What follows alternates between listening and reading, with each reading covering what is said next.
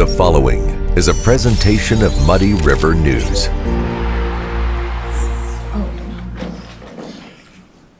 We are on the record on 23 CF 170, People versus Timothy Bliefnick. Mr. Bliefnick appears in person and with counsel Ms. Casey Schnock. People appear by Assistant State's Attorney Josh Jones and Laura Keck. We are ready to continue the jury trial. And Mr. Jones or Ms. Keck, are the people ready to proceed? We are. And Ms. Schnock, is the defendant ready to proceed? Yes. Are there any issues we need to bring up prior to the jury coming in? I don't have anything, Your Honor. Ms. Schnock? I have one minor thing that I would like to bring up with the court before we bring in the jury. You may. Mr. Jones and Ms. Keck were kind enough to give us the exhibits that they intend to use at trial. Part of the exhibits that I believe are coming in today are with respect to certain court orders that were entered through the parties' divorce. I have no objection to the orders coming in, but I do have a problem with these orders being shown to the jury with certain points being highlighted like this. And it's only drawing attention to certain points of the order. Like I said, if they want to point things out in the order and ask the witness questions about that, but I do have a problem with the jury being highlighted and blown up certain portions of these orders. All right, Mr. Jones, you wish to be heard? Judge, the orders will be shown to the jury as part of a demonstrative exhibit. We are certainly allowed to make part of that order larger so it's easier to read. Otherwise, we're going to sit here and try to read it, and the jury may not be able to see it in the order. So absolutely, we are absolutely allowed to blow up parts of those orders. If Ms. Schnock wants to blow up different parts of the order, she has the opportunity to do that. But this is our case, and if there are portions that we think are relevant, we should be and are allowed to highlight them, not just by talking about them, but by showing them to the jury. Ms. Schnock, you wish to be heard further? The jury's perfectly capable of reading on their own, Your Honor.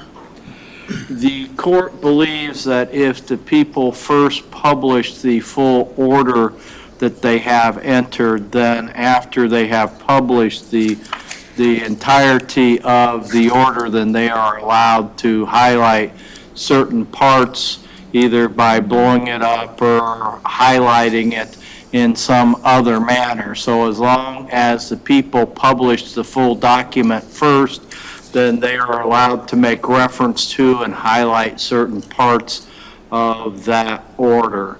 And then along those lines, Your Honor, would be submissions from Rick Zimmerman's guardian ad litem report. The people have provided me an exhibit which gives me 1 page of his second supplemental report, and I would request that that report come in its entirety. And if the people want to, as you said, make note or highlight, if you will, that 1 page, they certainly can. But in my opinion, it should come in its entirety as opposed to on a page-by-page or piecemeal basis. Mr. Jones, you wish to be heard on that? Judge, the entire report will be part of the exhibit. The entire report is part of this exhibit. We don't have to show every page of this divorce file. We can show portions of it that are relevant to our case. Ms. Schnock is free to show anything else she wants, but it's our case, Your Honor. We're allowed to show what parts we think are most relevant and to present them to the jury in a way that makes sense to them. We don't have to show them every page of this divorce file. And that's what Ms. Schnock is asking, that she get to decide how we present our case to the jury. And that's not fair, Your Honor. We're allowed to present the case in the manner we think is appropriate and makes the most sense to the jury. Ms. Schnock, you wish to be heard? I'm not asking that the entire file be published to the jury. I'm just asking that the report that the people are going to be relied on be admitted in its entirety. And I think Mr. Jones just said that it would be admitted in its entirety, which is fine. I'm not expecting him to show everybody everything, and that's not even the entire divorce file. But I'm not expecting that he do that. I was simply making a record and making sure that we had a mutual understanding that the entire report would come in, and if they want to highlight certain things, they can. If I want to highlight certain things, I can. But I think it's important that the report come in for completeness, and so that the jury has a basis for the recommendation that the people would be highlighting. Yes, because of the rule of completeness, the whole report, it will be admitted originally, all right, and then after that report is admitted, then either of the parties can pick and choose what parts of that report they get to highlight or they want to draw the jury's attention to. So as long as the full report is admitted originally, then that will be used. Then people or the defendant can use any parts of that report. Anything further that we need to discuss? Not for me, Your Honor, thank you. Mr. Jones.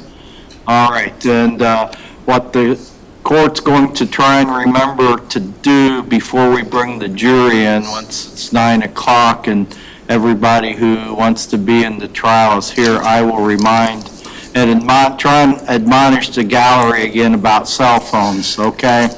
So unless there's anything else, we will be in recess until 9 o'clock.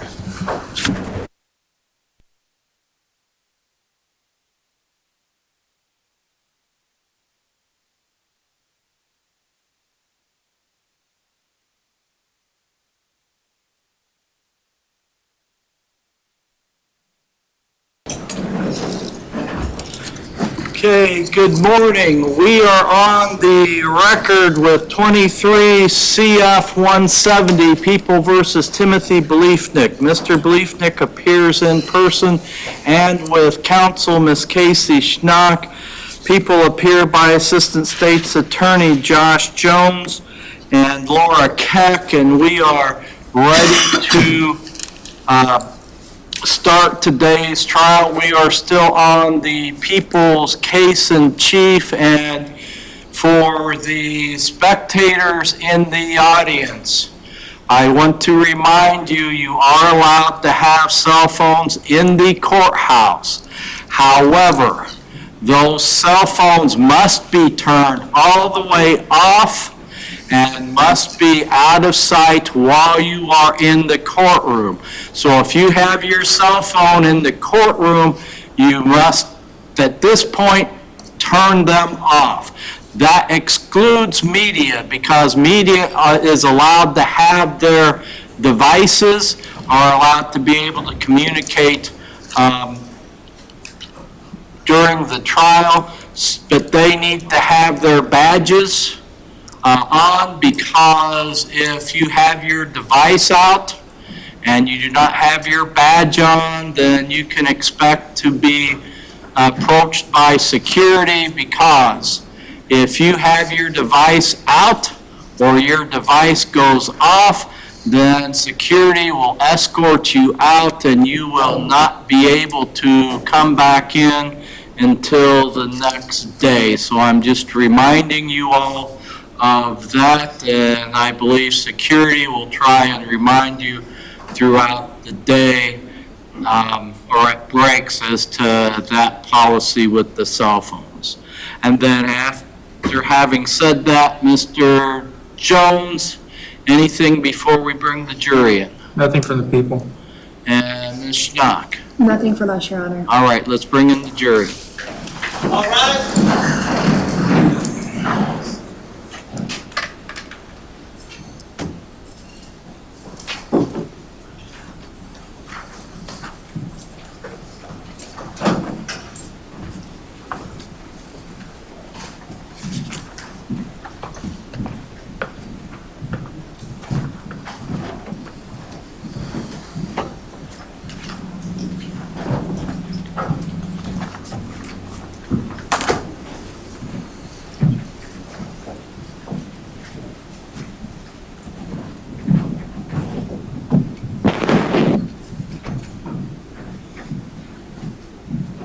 The session circuit court is now reconvened.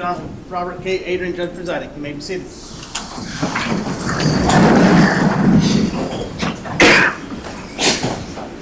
Good morning, ladies and gentlemen of the jury. We are ready to continue our trial. We are still on the prosecution's case in chief. And Mr. Jones, do you have evidence today? I do, Your Honor. People would call Denny Woodworth.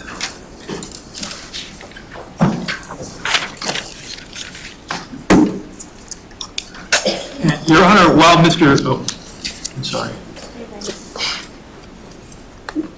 Woodworth is coming in, we would ask the court to take judicial notice of Exhibit 72, which is the court filings in the Bliefnick versus Bliefnick divorce case 21D16. Any objection to the court taking judicial notice of its records in that file? No, Your Honor. We'd ask that those. Court will take judicial notice of those records, and that whole file will be admitted into evidence. And then, wait, are you good there? Okay.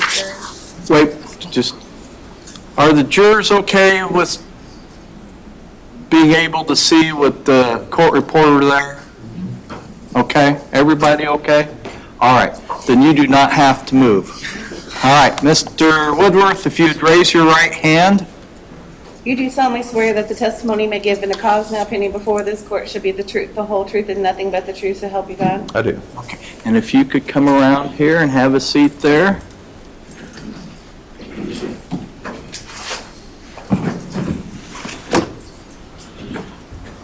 Then scoot up to the table to where you're comfortable, bend that microphone in front of you, and speak towards the microphone, please.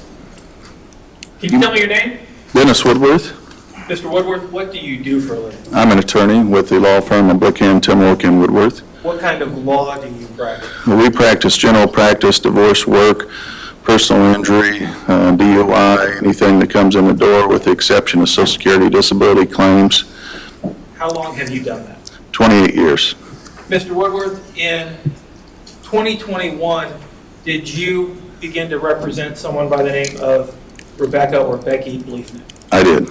And what was the nature of that representation? What were you representing her in? She was served with divorce papers and she was a respondent in the divorce.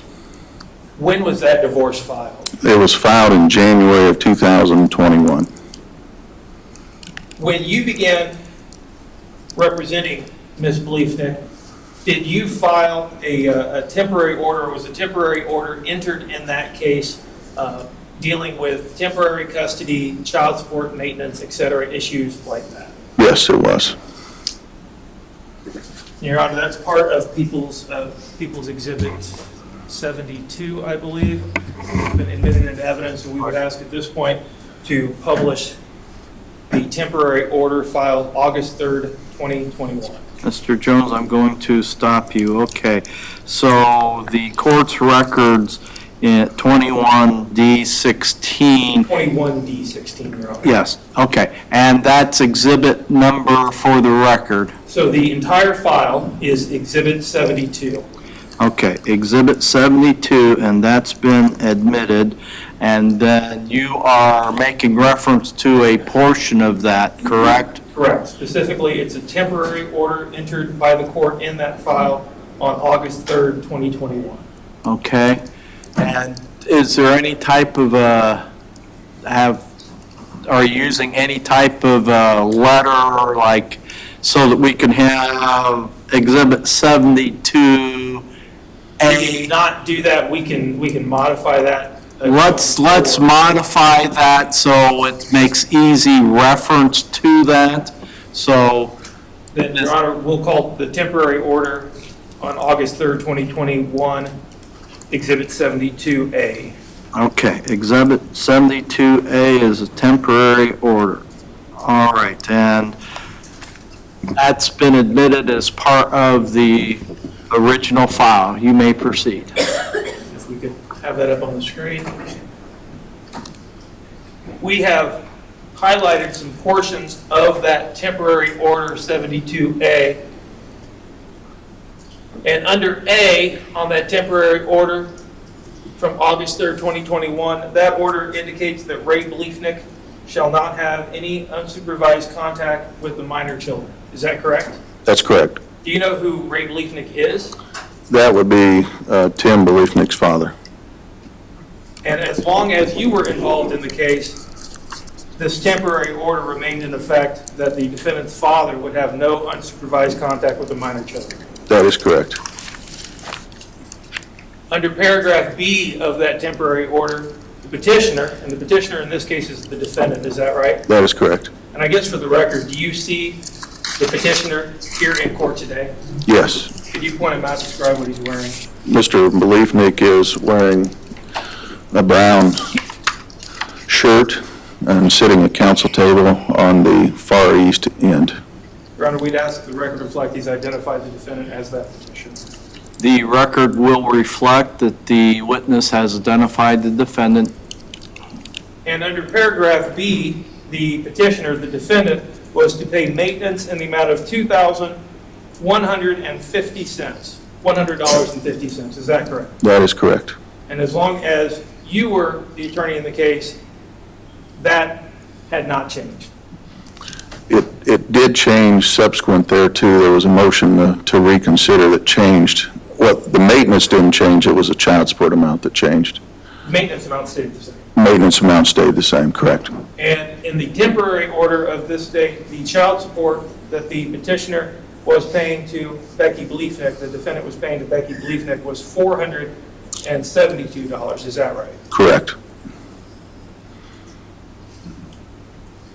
And if you could blink the screen, Ms. Scott.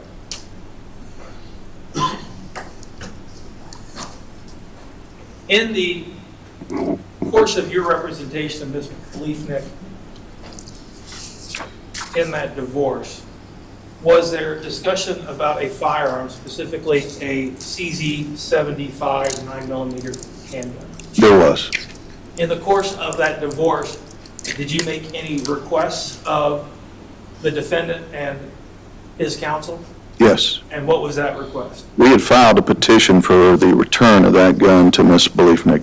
Was that petition granted? Did the court order the defendant to return that gun to Ms. Bliefnick? The court did.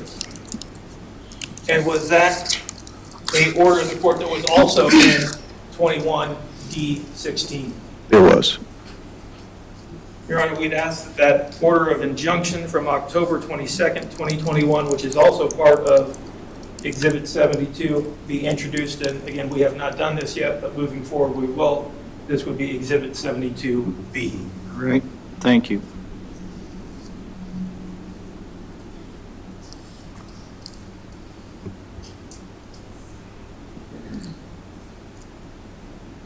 And permission from the court to publish You it. may publish it. Is this that order of injunction that we referred to that is dated October 22nd, 2021 and signed by a judge? Yes, it is. And Ms. Keck, could you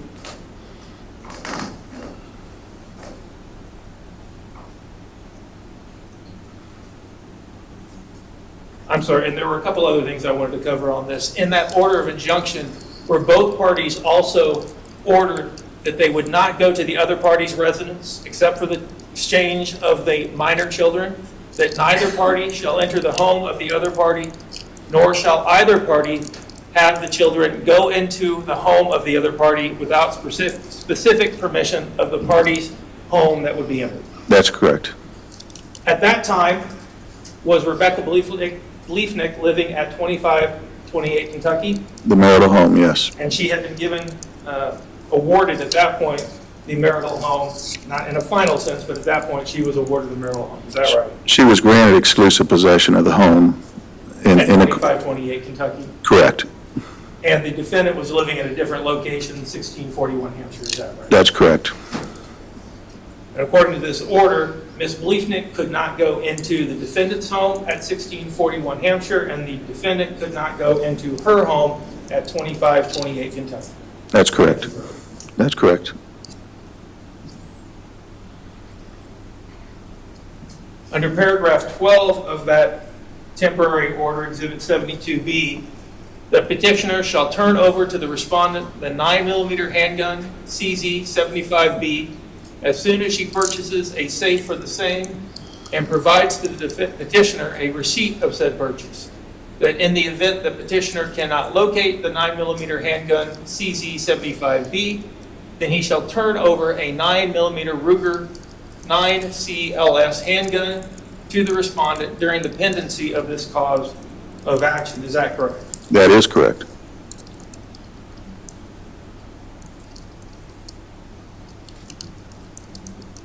Ms. Keck, if you could blank the screen.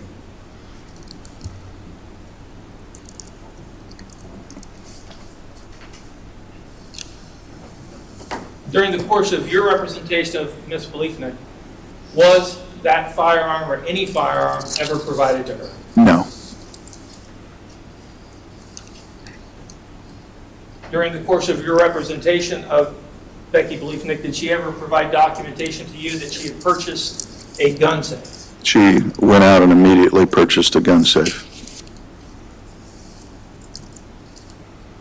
Did you speak with Ms. Bliefnick about why she wanted that gun? I did. What did she say about why she wanted that firearm? She wanted it for protection. Protection from who? Her husband, Tim Bliefnick. The defendant? Yes.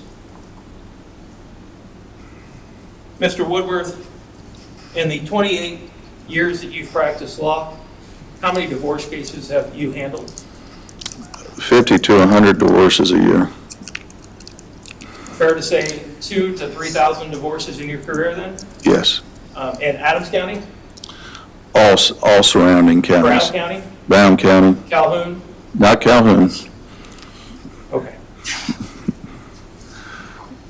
In those nearly 3,000 divorces that you've handled, have you had clients say they were scared of the other side of the divorce? Objection, Your Honor.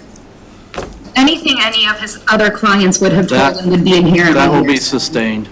The defense has said that this is just divorce talk. I haven't said anything yet. It'll be sustained, Mr. Jones. Ask a different question. In those 2,000 to 3,000 divorces that you've handled, have you ever had a client murdered before? No. That's all the questions I have.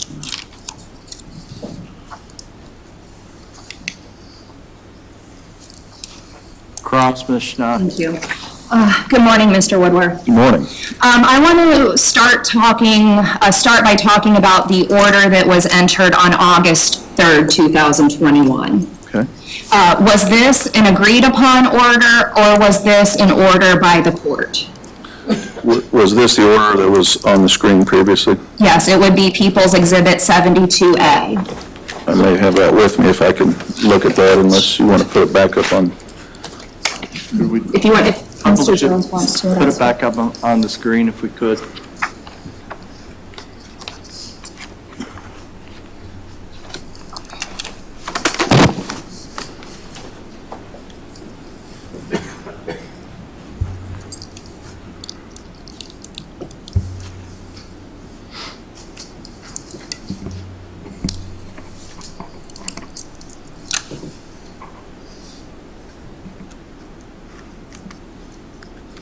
I would need to see the entire order, the introductory. The entire order's in the file. Okay. And the date is August.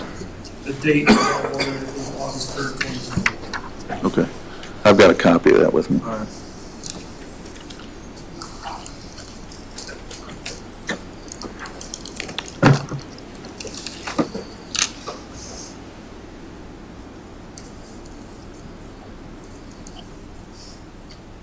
Okay, that was a hearing that we had. Okay, so that would have been a court order and not an agreed upon order, correct? Correct, yeah. Okay, and as part of that order by the court was an order for temporary maintenance, correct? Correct. Okay, Yeah. and the duration of maintenance in the state of Illinois is dictated by statute, correct? Correct. And the duration of maintenance is largely in part dictated by the length of the marriage, correct? Correct. And there are certain tables, if you will, that dictate multipliers, if you will, that dictate how long maintenance should be paid depending on the length of the marriage, correct? Correct. Correct.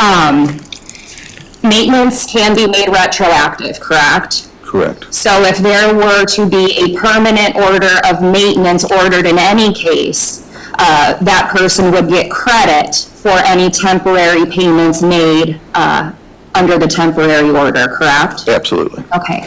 And so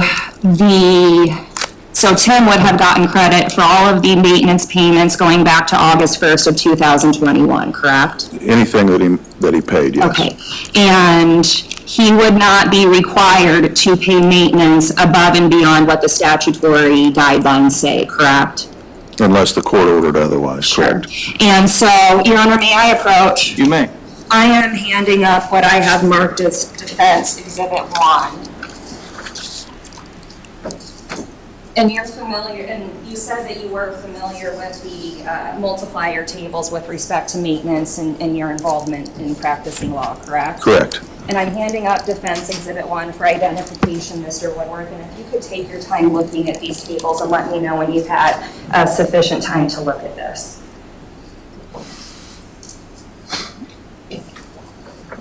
Yes, this is a multiplier table. Okay, and these are accurate and in line with the law today, correct? Yes. Okay, so a marriage of 10 years has a multiplier of 0.44, correct? Correct. And a marriage of 11 years has a multiplier of 0.48, correct? Correct. And the parties in this matter were married in September of 2009, correct? Let me see.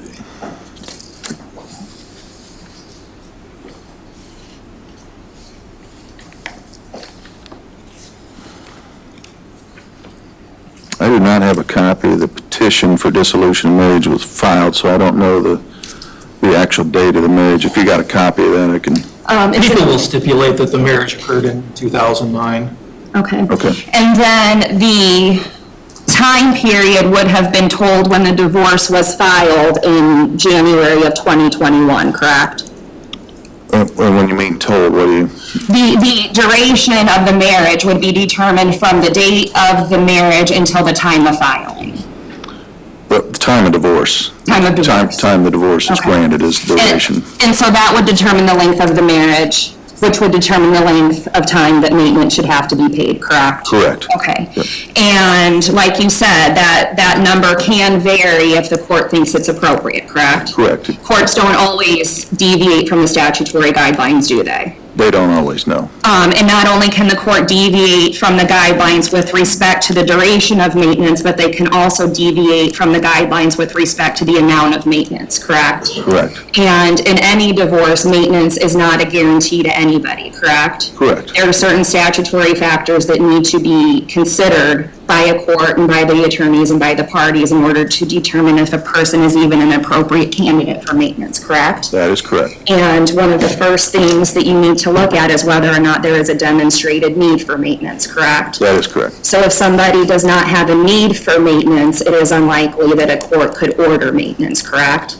That is a very good possibility. And on the other hand, if somebody does not have the ability to pay maintenance, a court could possibly say you do not have to pay maintenance, correct? Or could deviate from the. Yeah, the could amount. deviate Yeah. down depending on the circumstances, That correct? is correct. Okay. During your, and the same thing with child support can be made retroactive as well, correct? Correct. And in this matter, Tim would have gotten credit for all child support payments that would have been made effective August 12th of 2021, correct? Correct, yeah. So whether the divorce went on for a year after that, or 2 years after that, or however long after that, though there would still be credit given where credit was due, correct? Correct. Okay. When did your involvement in the divorce terminate? I believe it was in November, around November of 2021. Okay. And is that when you handed this case off to your partner, Mr. Timmerwolke? Yes, correct. All right. During your involvement from April 2021 to November of 2021, did you ever file a petition alleging that Mr. Bliefnick had not paid maintenance? Without looking at the file, that was 2 years ago. I'd have to look at the file to see if I had filed a petition for contempt or something to that effect. That would have been the petition that I would have filed if that, Absolutely, and when somebody doesn't follow a court order in divorce court, then the remedy is to file a petition to show cause, correct? that's correct. And that is to bring to the court's attention somebody's failure to follow a court order, correct? That's correct. And in that event, the court could order sanctions and enter an arrearage on the unpaid balance, correct? Good, yes. All right. Would looking through your file sufficiently refresh your recollection as to whether or not you did that? It would if I had the entire file. Surely if Becky came to you with complaints that maintenance wasn't being paid, you would have filed such petition, correct? Oh, absolutely. Okay. And if Becky came to you with complaints that Tim was not paying child support, certainly you would have filed a petition to show cause, correct? I would have. And if Tim had not been making the mortgage payments as he was ordered, then certainly you would have filed a petition to show cause with respect to that, correct?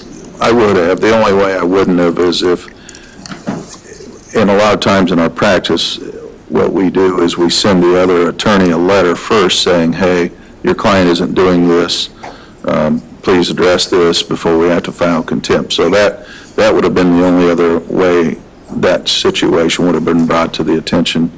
And as you're sitting here today, do you have... I'm going to just stop you. Okay. The court has the docket sheet from the file, Exhibit 72, which has been admitted. Mr. Woodworth, if I hand you that docket sheet, would you be able to look through that to see if, in fact, there was a petition filed? I can certainly look at it. All It's right. several Any pages long, I know. objection to allowing the witness to look through the docket sheet of that file? No, Your Honor. Ms. Schnock? No.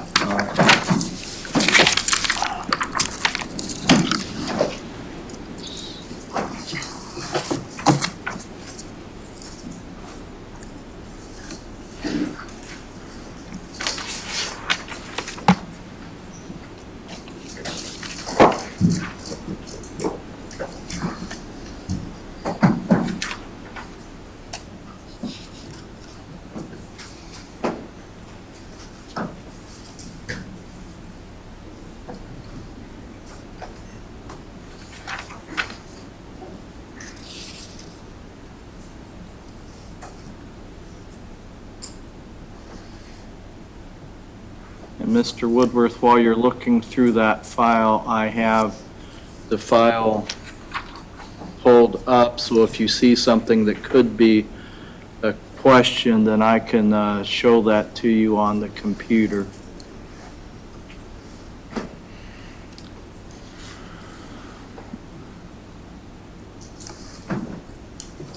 There was a motion for indirect civil contempt of court filed on July 21st of 2021, but the docket sheet doesn't say what that particular issue was that was raised in that contempt petition. Mr. Woodworth, I have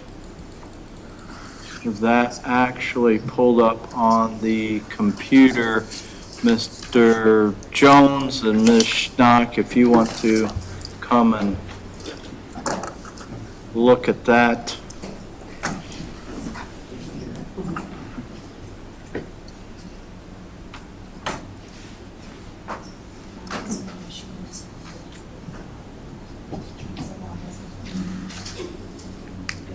Judge, that one, that would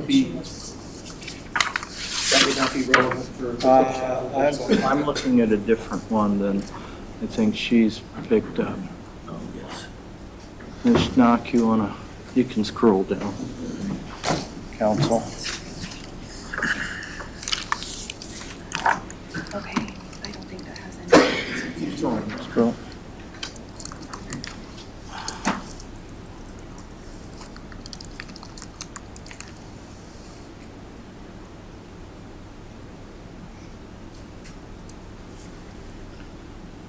Go ahead and scroll when you are ready.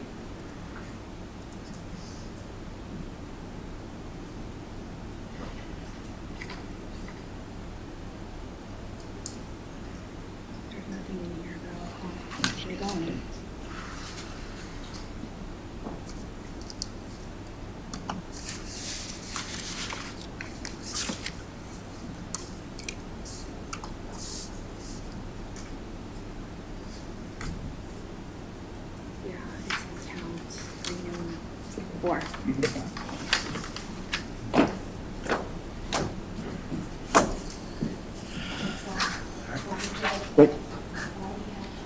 Wait, go to the microphone. All right. The record should reflect that the court has pulled up a document which is entitled Petition to Find Petitioner in Indirect Civil Contempt of Court. That was filed on July 21st, 2021. It is a 4-count, it's a 5-count petition, it's actually a 6-count petition. Both the prosecution and defense has had a chance to review that. Based on that, Ms. Schnock, you may proceed. Thank you. Was there ever a judgment, in your involvement in the case, was there ever a judgment entered on any arrearage with respect to maintenance or child support? Not that I recall. Okay. Also, as part of, I believe, that temporary, let me pull that up real quick.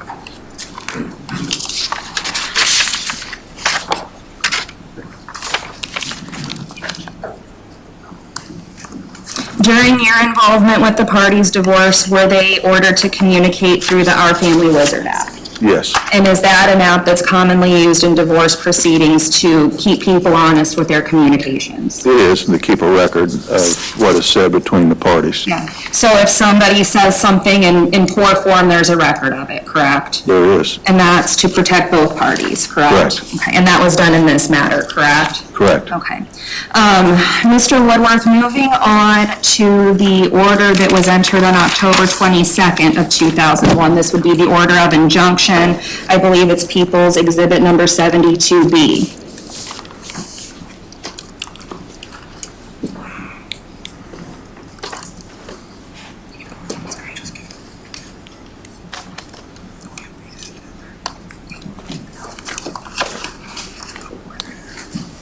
And was that dated October 22nd, 2021? Yes, sir. Okay. And paragraph 12 is the provision of that order that deals with the return of the 9mm CZ, correct? Correct. And the third line of paragraph 12 contemplates an event where the petitioner in that matter, being Tim Bliefnick, cannot locate the 9mm handgun. So when that order was entered, is it correct that it was contemplated that it was a possibility that that could not be located?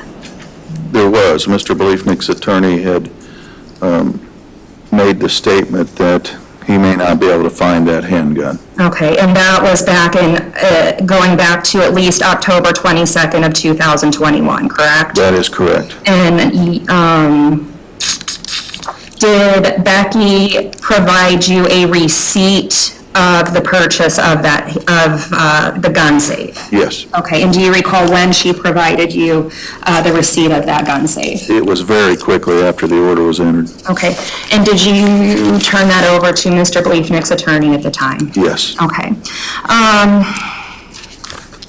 You stated to Mr. Jones that Becky told you that she wanted that gun for protection, correct? That is correct. Okay. During the course of your involvement in Becky's representation, did you ever file a petition to show cause to return the handgun? In looking at the docket sheet, I don't believe I did unless the contempt petition had to deal with that. And I think that was I think that petition predated the order entered. Okay. And had Becky came to you and said, will you do something about getting this gun back to me, certainly you would have done that, correct? Oh, I'm sure it would have, yes. Okay. The same thing with any other protective orders. If a client comes to you and says, I'm scared, I need you to do something for me, you would do that, correct? Yes, if it's within the law, yes. Sure. And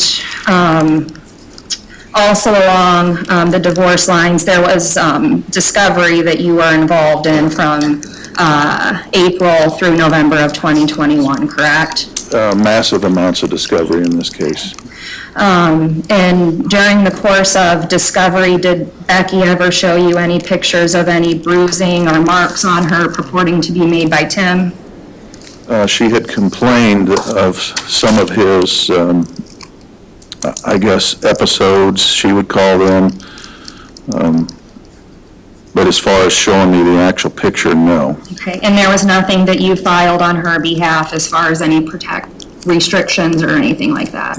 I did not, because these parties, early on in the case, a petition for exclusive possession of the marital home was filed and granted. So Ms. Bliefnick stayed in the marital home. Mr. Bliefnick went and got a residence of his own. So they were separated from the beginning of this divorce proceeding, Okay. or pretty much from the beginning. Okay, and at the time you got involved in the divorce, had they already separated physically? They had separated physically. Okay, and was it during your involvement in the divorce that exclusive possession was granted? Correct. Okay, and once exclusive possession, oh, strike that. Do you recall when that was done? It would have been done through that temporary order, The correct? temporary order that was referred to earlier, I think, was July, I believe. Okay. Do you remember when, during the course of your representation, Becky would have made that statement to you with respect to the gun? Well, it would have been when we filed the motion, there was a motion filed concerning that gun. Okay, So it would have been shortly before that motion was filed. okay.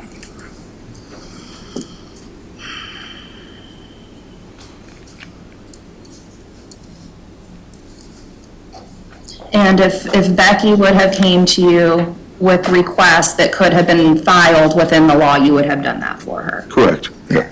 No other questions, Judge? Before you get started, Mr. Woodworth, I want you to explain one thing. You talked about the multiplier when it comes to maintenance, or which used to be called alimony, and I don't believe lay people understand what that multiplier is or how is it used. Could you just explain that for them, please? Yes. For example, if it's a 10-year marriage and the multiplier is .44, you take 10 years times that .44, and that determines the length of the maintenance. So in that case, it'd be 4 years and 4 months.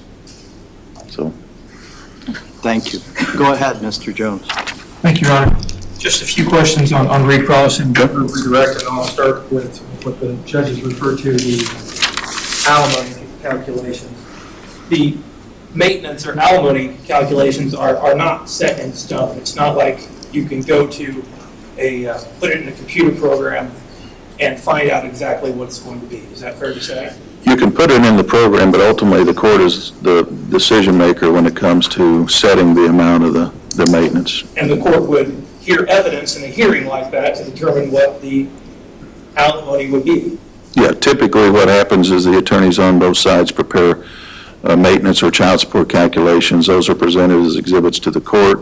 The court can do its own calculations, however, if there's objections to one of the calculations or both of the calculations. So it can be input from both parties' attorneys and or the court's calculation. And can the court hear evidence on that from witnesses? Certainly can. The petitioner could present evidence, Correct? the respondent could present evidence, Correct? but not if the respondent's dead. The Correct. respondent can't present evidence if she's dead. Correct. And that amount of alimony can deviate up or down depending on what evidence the court may or may not be able to hear, correct? Oh, absolutely. Depending on the income of the parties, it can go up or down. Are there other issues that might affect whether or not that alimony amount is deviated up or down? Yeah, the statute has several different factors the court can look at when deciding whether to deviate up or down. As Ms. Snock said, the need of a party is one of the biggest factors, and the other party's ability to pay. So when you have a situation where a person is making substantial income, and when I say that, over $250,000 per year, and you have another party that may be making $30,000 per year, the amount may be a certain dollar figure, but the court can deviate up based upon the ability to pay.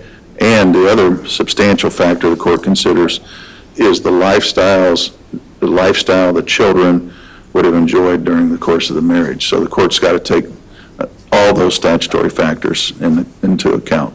You told us one of those statutory factors is the respective incomes of the parties, is that right? Correct. When you were involved in this case, were you aware of the respective incomes of the defendant and Becky Bliefnick? Yes. With regard to their relative incomes, was one of them making substantially more than the other? Yes. And who was making substantially more than the other? Mr. Bliefnick was. The defendant? Yes. Ms. Schnock asked you whether or not you had ever filed any petitions in this case. Remember that question? Yes. And the court showed you a petition from July 21st, 2021. Is Okay. that right? Would it refresh your recollection if you were able to see that petition from the court? Sure. Yeah. Your Honor, I'd ask that the court allow Mr. Woodward to look at that petition from July 21st, 2021. All right. Mr. Woodworth, if you could stand up, please, because I can't move the screen. And if you...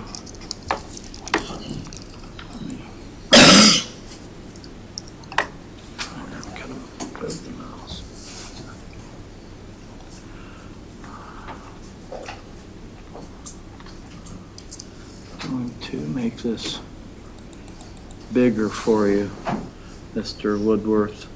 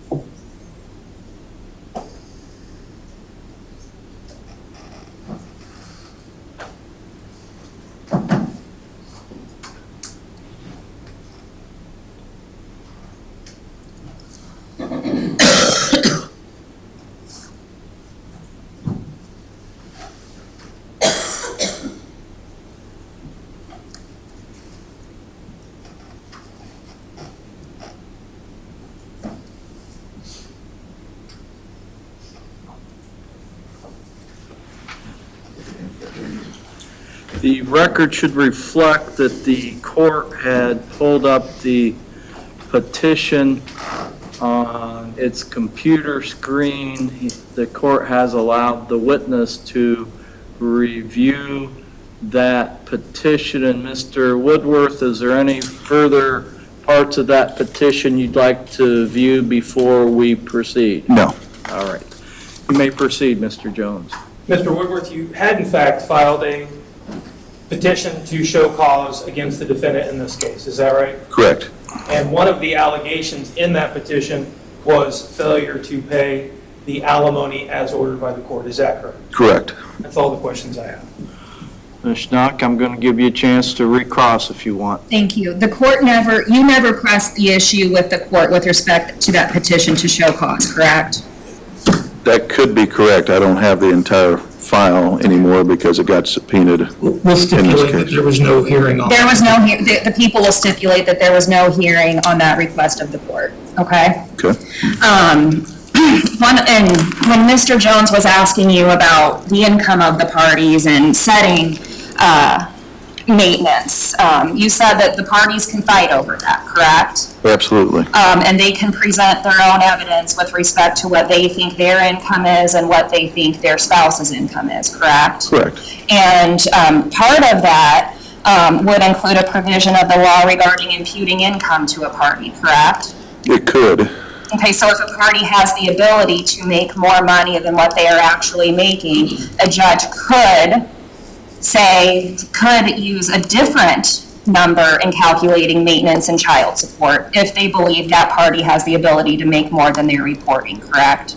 Yeah, if a judge believes that somebody is, I'm going to call it, underemployed, that could potentially happen. Sure, and if there's a record of somebody making, let's say, $10,000 a month for several months, and all of a sudden it goes down to $5,000 a month, that could be grounds for an attorney to say, we want to impute income to this person because they have the ability to make $10,000 a month, as they have shown us over the course of however much time. It could happen, yeah. Okay.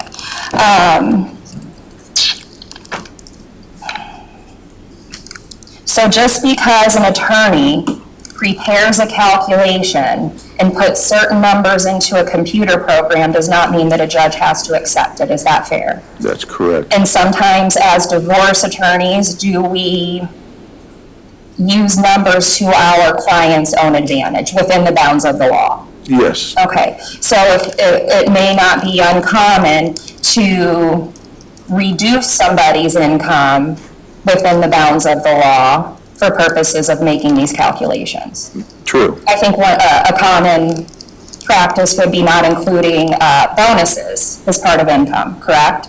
That could happen. Somebody Okay. can use a calculation not including bonuses, and the other side could use a calculation including that bonus. Okay, and so when we as attorneys provide these proposed calculations to the court, sometimes it's a wish. Is that fair?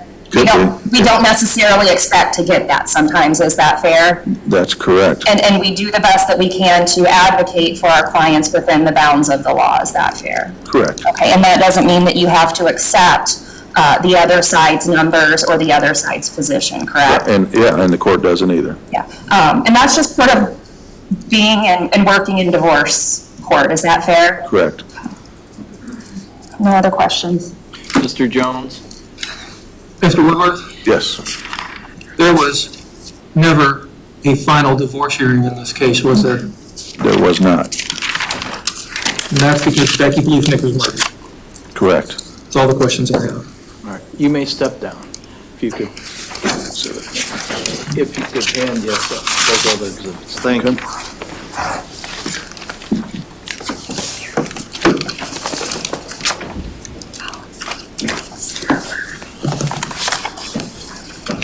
Ms. Schnuck, if you could grab your exhibit.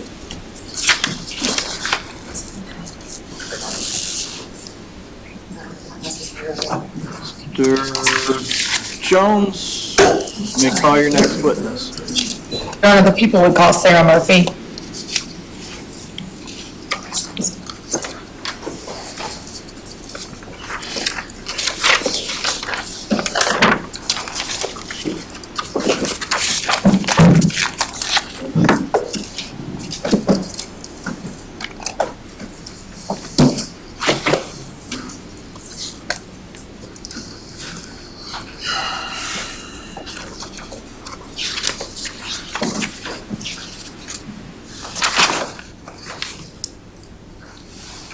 Ma'am, if you could step up to the front of the courtroom.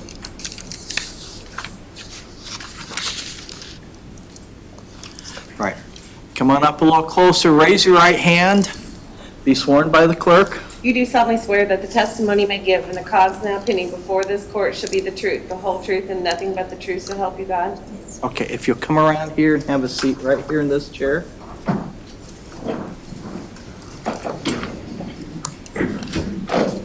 Kind of scoot up to the table to where you're comfortable, and then you can bend that microphone so it's in front of you, and please speak towards the microphone, okay? All right, you may inquire. Thank you, Your Honor. Can you tell us your name, please? Sarah Murphy.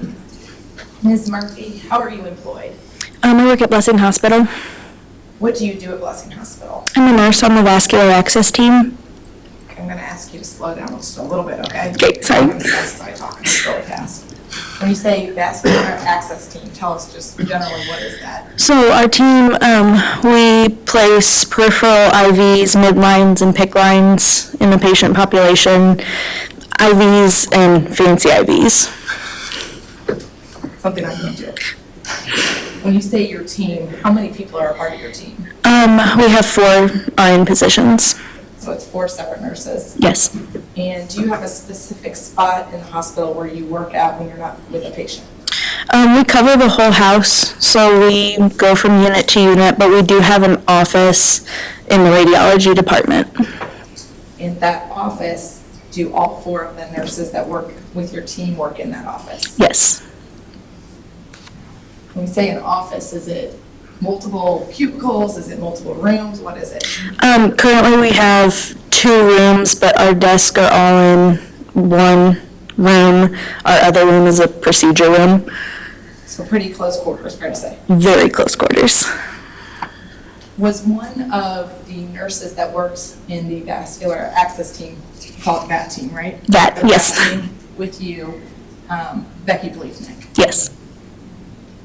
When did Becky Bliefnick start working with you in that team? May of last year. So May of 2022? 2022, yes. How often would you work with Becky? In the beginning, very frequently, and then this last year, she and I worked every Friday and every other weekend together. Since you were working with Becky in these close quarters, would you talk a lot? All the time. Because one of the things you talked about regularly was her divorce. Yes. And would you talk about her feelings and thoughts about that divorce? Yes. Were you aware of who the person was that she was trying to divorce from? Yes. Who was that? Tim. Is that how you knew him from her, Tim? Yes. During the course of these conversations, did you have discussions about the defendant's father? Yes. How did she refer to him? Ray. As Ray. What did she tell you was her thoughts about the defendant's father, about Ray, what she wanted to happen? That she did not want the boys to be alone with Ray. When you say the boys, her sons? Her sons, yes. Did you also talk at one time about something potentially happening to her? Yes. And fair to say, were you you yourself, when you started this conversation, kind of joking around? Yes. Tell us how it started. Usually my husband and I would have had a little argument, and I would tell her how not angry, but, mad I was. So we'd be joking around like, oh, I should just get rid of him, or something to that. I thought we were joking. I was joking. And she would always say if something ever happened to her, that we should make sure we look at Tim. Looking back, do you wish that you would have taken that a little more seriously? Yes. Did you also have recent conversations in 2023 before she was murdered about her upcoming divorce hearing? Yes. Do you want a minute? Nope, I'm good. Okay. Did she tell you that she was ready for that divorce hearing? She was very excited. What did she tell you specifically about that upcoming hearing? Objection. Anything that Rebecca said would be hearsay with respect to what was coming on at the hearing. We've had. Okay. That will be sustained. There are certain, and the court would note, there is objection made pre-trial as to hearsay statements that the witness this witness and other witnesses can testify to. The court takes this as a renewal of that objection. The court overrules those objections, but the court does not believe that the statements that she is about to make, which are hearsay, were part of that hearing. So the court is going to sustain that part of the objection. Thank you, Your Honor. When you were talking with Becky in 2023, did she also tell you about a statement that Tim had made to her about the upcoming hearing or about their divorce proceedings? We talked about it a lot. Was there a statement that he made about playing games? Yeah. Can you tell us what that was? One of the last conversations I remember having with Becky, she was reading me a message, and the only thing that stuck with me is Becky said, he said she was tired of. Counsel, You approach her. we can, ma'am, if you'll stay there. We're going to.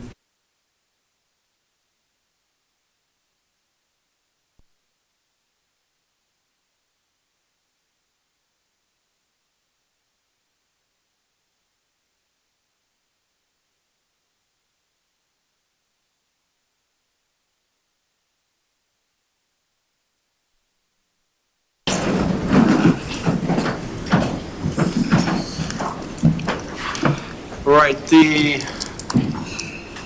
objection was sustained in part and overruled in part, and Ms. Keck, you may proceed. Thank you, Your Honor. Ms. Murphy, we were talking about one of the last conversations that you had with Becky. Can you tell us, was that in January or February of 2023? It was during basketball season, so I believe January. And during that conversation, Becky told you something that she said Tim had told her, correct? And in fact, did she? Is that yes? Yes, sorry. And did she tell you that defendant Tim had told her he was, quote, according to Becky, tired of playing your stupid little games? Yes. No other questions, Your Honor. Ms. Schnock. Thank you. Good morning, Ms. Murphy. I have some questions that I'm going to ask of you. If you don't hear me, which I don't think will be a problem, or if you don't understand me, will you just let me know? Thank you. Yes. Okay. Your association with Becky is through work, correct? Yes. Okay. Were you friends outside of work with Becky?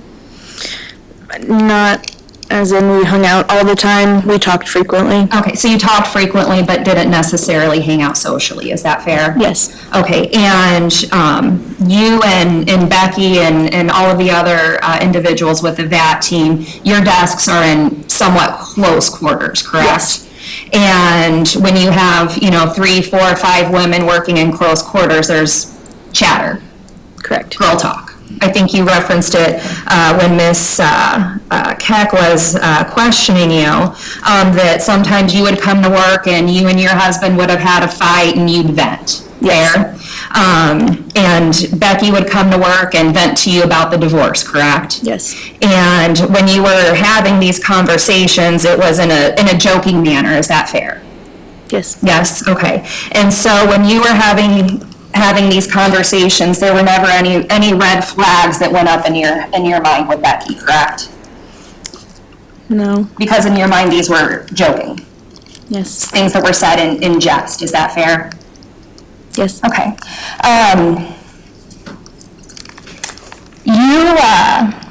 You do not know Tim, is that fair? Yes. Have you ever met Tim? No. You do not know him from anybody else in this courtroom as far as that is concerned, correct? Correct. Okay.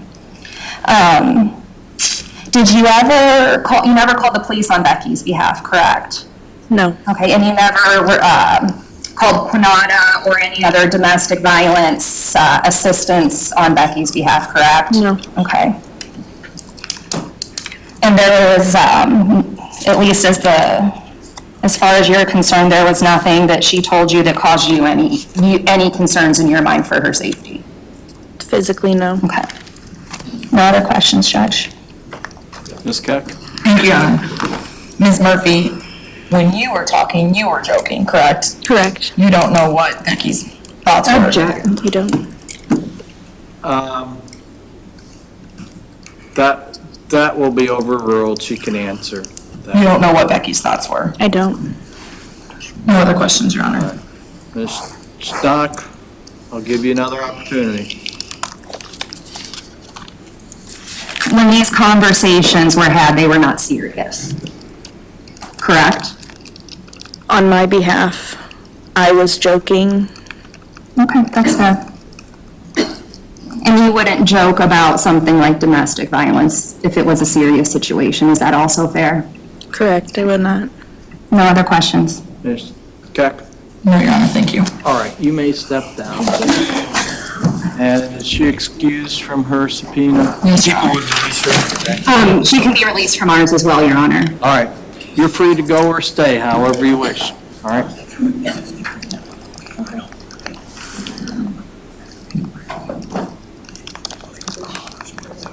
We should probably, I'm sorry, we should probably take a break. Judge, can we approach very briefly? You may.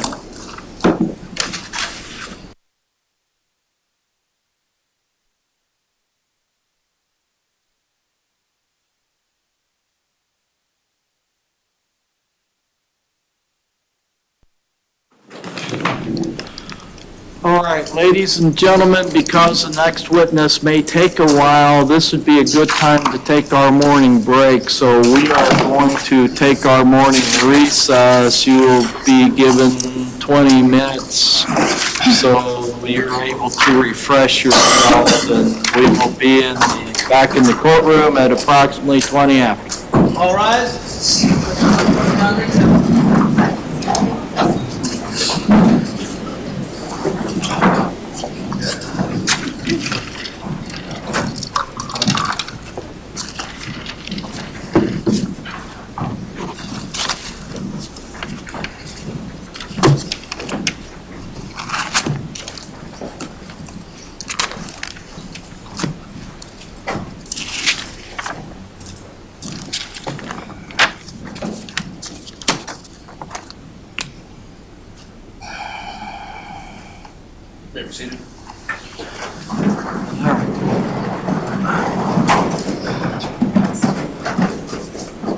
The jury has left the courtroom. Mr. Jones, Mr. Timmerwookie's next. Do you have another witness after that for this morning? I do, and actually I'm going to speak with Ms. Schnock and Ms. Keck, and we may do.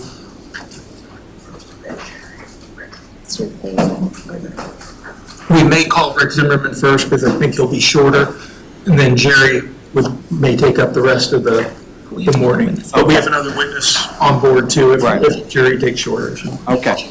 All right, then we will be in recess till 20 after. All right.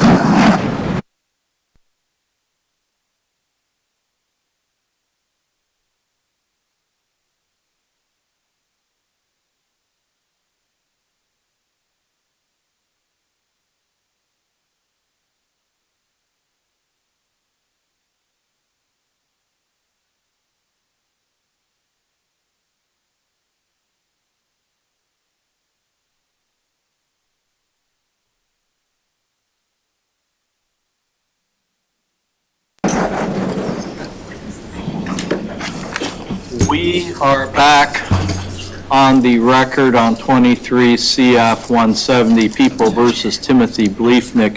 Mr. Bliefnick is present in court along with his attorney, Ms. Casey Schnock. People appear by Assistant State's Attorney Josh Jones and Laura Keck. And we are ready to continue with evidence. Mr. Jones, are the people ready? Or Ms. Keck? Ms. Keck, are the people ready? Yeah. And Ms. Schnock, is the defense ready? Yes. All right, then let's bring in the jury.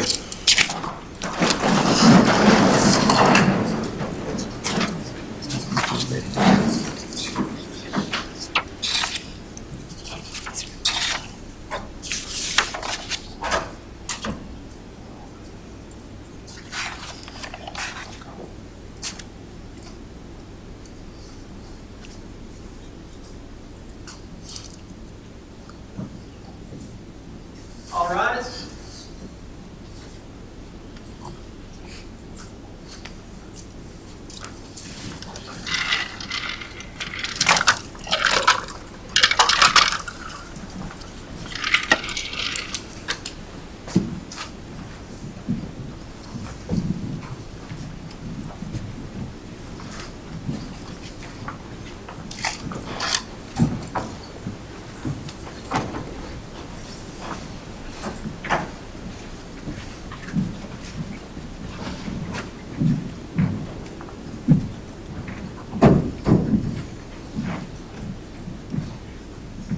Session of court is now reconvened.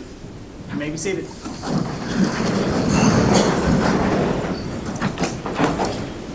We are ready to continue with the people's case in chief. And Ms. Keck, do you have a witness? We do, Your Honor. The people would call Gerald Timmerwolke.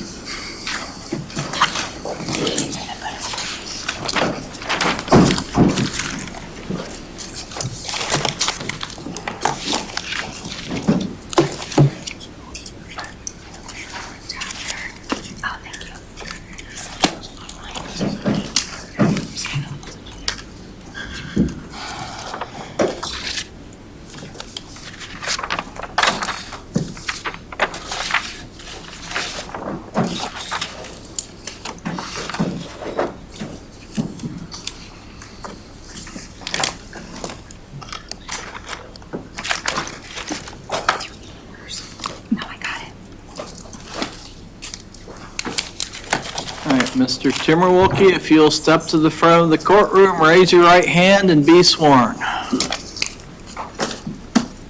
You do solemnly swear that the testimony may give in the cause now pending before this court should be the truth, the whole truth, and nothing but the truth, so help you God? I do. Come over here and have a seat, Mr. Timmerwolke.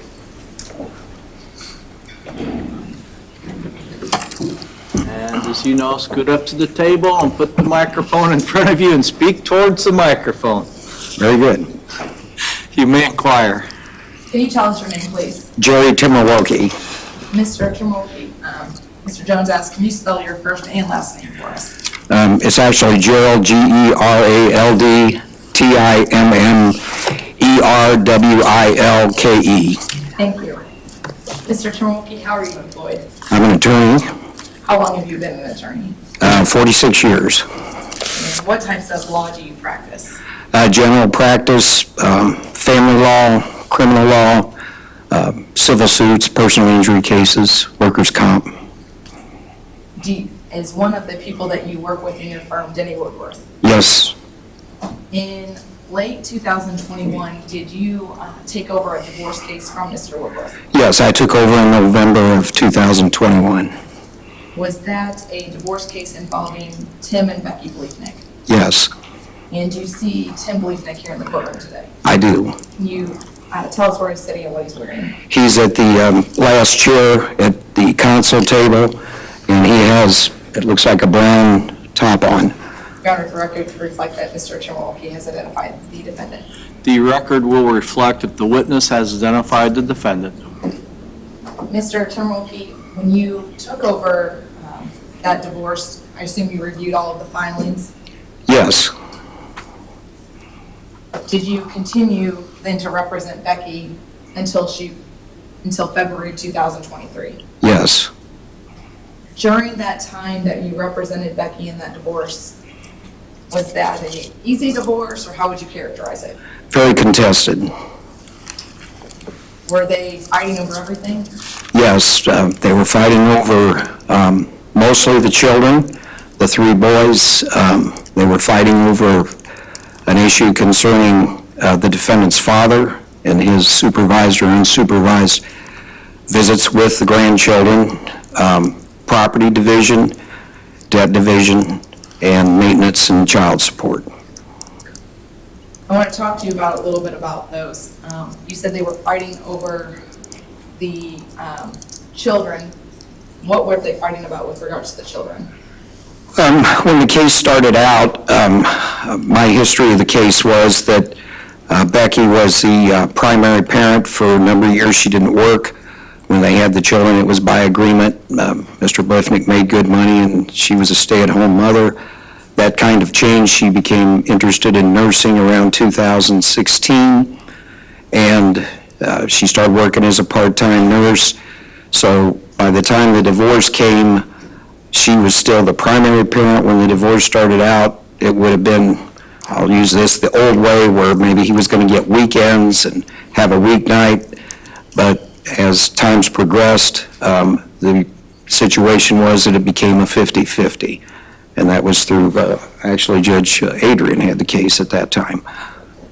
While that divorce was proceeding, was there an order entered on August 30th, 2022, with regards to how the children would be exchanged? I believe that they were to be exchanged at the house, but there was not to be entry into the house. Was there also a provision about that they had to stay within 3 feet of their vehicle when they? Yes, yes, So not only could Becky not go into Tim's house, Tim couldn't go into Becky's house, they were supposed to stay within 3 feet of their vehicle at that time. yes, that's what the judge ordered. And that court order was still in effect when Becky was killed on February 23rd, 2023. That's correct. During the divorce, in December of 2022, you were getting closer to a final hearing, is that correct? Yes, As divorces get close to a final hearing, is one of the things that you do is each party files what's called a pretrial affidavit. that's correct. It's under local rule, and it has a number of items that you need to put in it: general information, property division, debt division, matters concerning the children, and it's all laid out with exhibits. It's the primary, I guess, document that the courts look at to determine the case. When you are putting those proposals together, does each side put in that pretrial affidavit their proposals about what they want the court to do? Correct.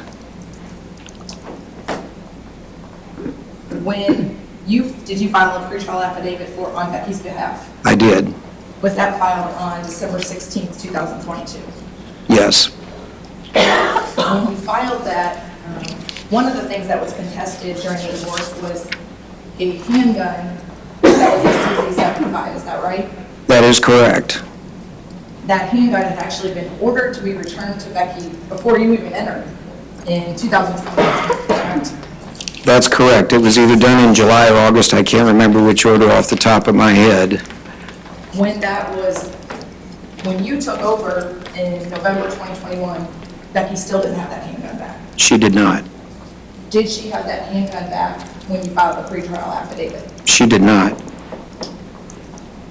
In fact, when you filed the pretrial affidavit, did Becky ask you, or did you put in there that she still wanted that to be returned to her? She did, and if it would not be returned, she was seeking the fair market value of it, which I believe was close to $800. You said that there was also disagreements about finances. Was that something that Becky looked into herself as well? Yes, she looked into it in great detail. She went back a number of years. The final figure that I came up with approached $481,000, and what she was going to put out to the court as discrepancies on money that her husband had either taken or things that he had understated, and she felt that she should be entitled to. Objection, Your Honor, to what?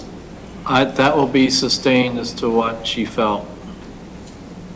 When you put the pretrial affidavit together, did you put in specific numbers about what you were seeking as far as additional assets that the defendant disagreed with? Yes. And did that total almost $500,000? I believe it was. Objection, Your Honor, what's the foundation? I don't know that the people, can we approach? You may.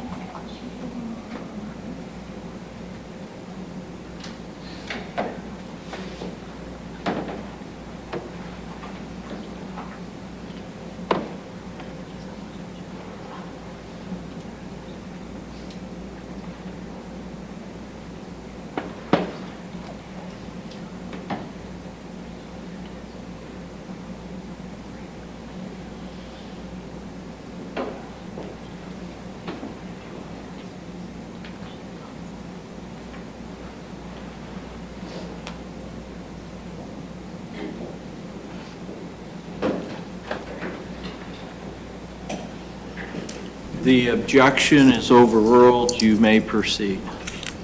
Thank you. Do you need me to restate my question?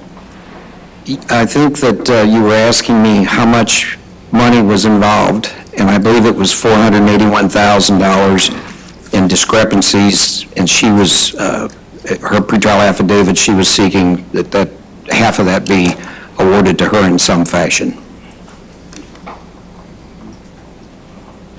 In that pretrial affidavit, did you also lay out what Ms. Bliefnick was proposing as far as parenting time? Yes. What was her proposal for how much each, both her and the defendant, should get the children? 50-50. So they would each get the children half the time. Correct. In December 28, 2022, did the defendant's attorney on his behalf file a pretrial affidavit as well? Yes. In that pretrial affidavit, what was the proposal for how much parenting time that the defendant thought he should get? I believe he was at 60-40 is what his proposal was. And in the child support and maintenance calculations that Becky put together for her pretrial affidavit, the child support was $462, is that right? That's correct. And the maintenance was $1,346. That's correct. As divorces go, often attorneys exchange letters with proposals as well, is that right? That's correct.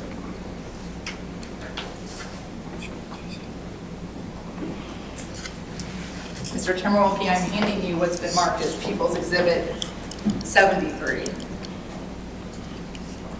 Can you review that and tell us what that is? This is a letter I received from Tim Bliefnick's attorney, Ms. Casey Schnock, that was a proposal to settle the case. Your Honor, I'd ask that People's Exhibit 73 be admitted and published, please. Any objection, Ms. Schnock? No? It will be admitted, and you may publish it.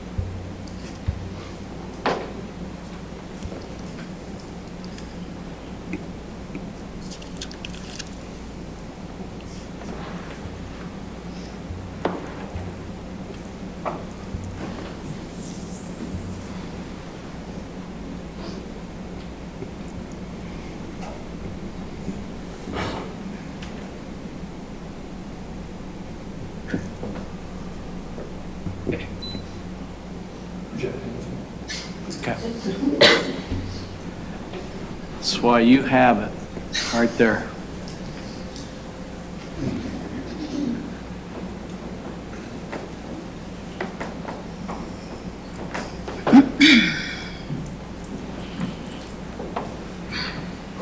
Thank you, Mr. Jones. Mr. Timberwolke, this is the letter, as you said, it's dated January 3rd, 2023, correct? That's correct. There are a number of things that are in this letter, but I want to specifically talk about the first bullet point that's in the letter on the first page to the far, the left as we're looking at it. I have it here. I can see it here. Yes.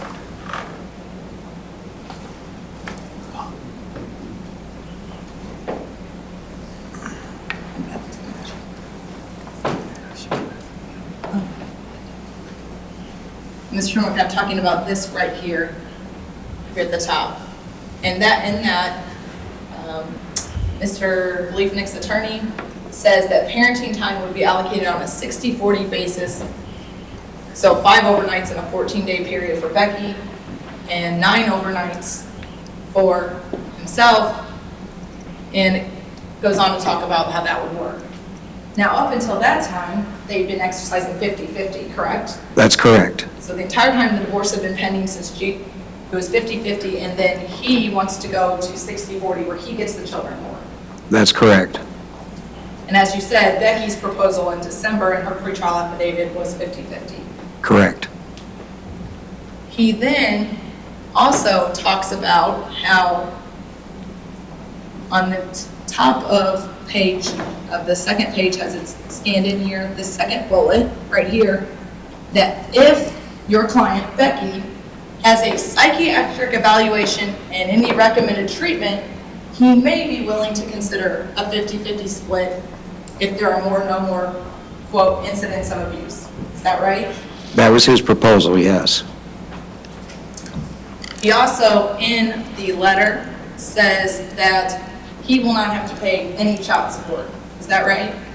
That was his request, yes. And finally, with regards to maintenance, he says that her client will pay $750 per month. Is that right? That is his request, yes. And I'm sorry, I forgot one other thing. He also says here in the bottom middle part, that her client, the defendant, would receive the marital residence and Becky would have 60 days to get out and find suitable housing. True. And this is when we say the marital residence, they're referring to the residence at 2528 Kentucky Road, where Becky had been living with her children since the divorce began, actually before the divorce began. Is that right? That is correct. There also, in the letter, on the third part here, this top bullet, says that client's father, Ray Bliefnick, would be allowed to have unsupervised visits with the children. Now, earlier you told us how that was one of the things that was contested. What was Becky's position about the defendant's father having any unsupervised contact with the children?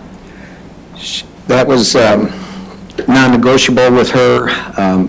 She was ready to put on evidence, 5 witnesses that would support the position that Ray Bliefnick should not be around the children unless supervised. Was this something that she was ever going to agree to? She would have fought that all the way through the trial court and above. When you received this letter from the defendant's attorney, did you share it with her as your client, with Becky Bliefnick? I did. What was her response? Objection. Objection is hearsay? Yes. Okay, and that's not one of the ones that we discussed. The response will be sustained. You may rephrase your question, however, Ms. Keck. Did you speak with Ms. Bliefnick about the letter? I did. After you spoke with her, what did you do? I contacted Ms. Schnock verbally and told her the answer was no. Thank you.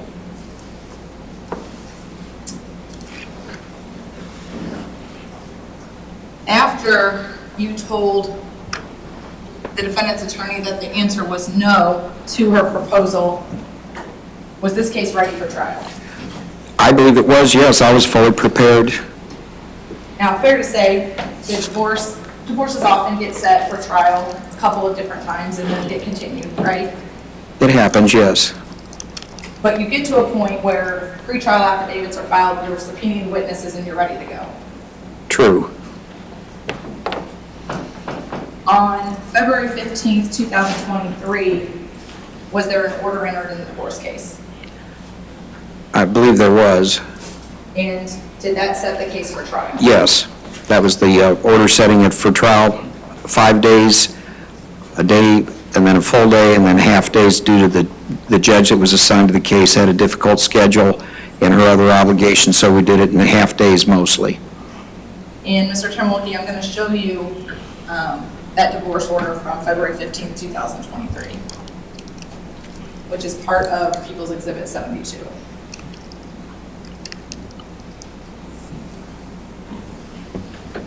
And this was the order that we're discussing that was entered on February 15th, 2023, correct? Yes. And that order specifically set the first day of trial on March 2nd, 2023 at 1:00 p.m. Correct.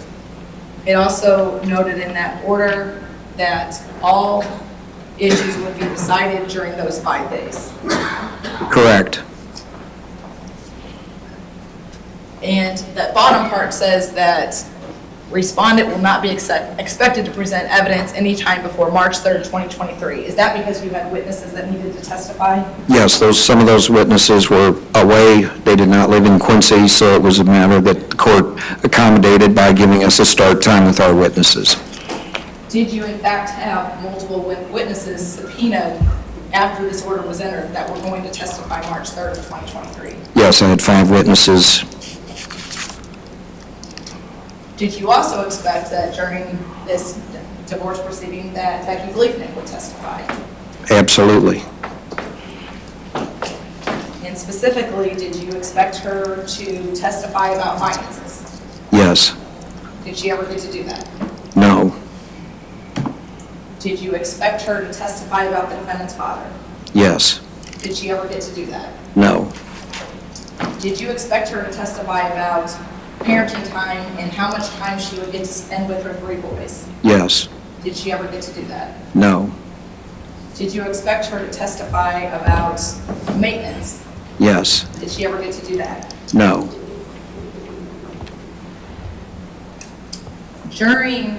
After this order was entered, was there a additional GAO report that was entered? Yes. And did that report recommend that there be continued 50-50 parenting time? Correct. When you receive things like a GAO report, do you then send that on to your client? Yes. And is that what attorneys do? They send GAO reports and other things like that onto their clients immediately? Sure, yes. Mr. Termolke, did you, at the request of our office, put together with a 60-40 split based on what the defendant had proposed, what the calculations would be for child support maintenance? I did. To show you what's been marked as People's Exhibit 74. Before you start, Ms. Keck, the exhibit, the scheduling order that you showed, the court is labeling that as 72C so that we can make record and identify to that, and then you may proceed. Thank you.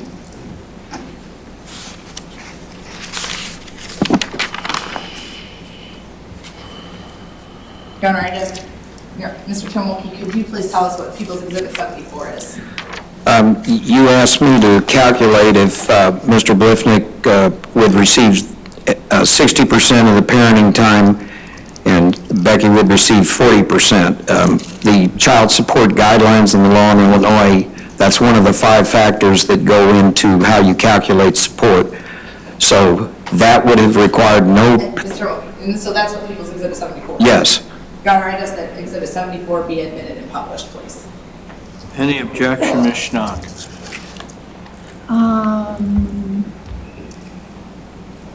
No, Your Honor. It will be admitted and you may publish it.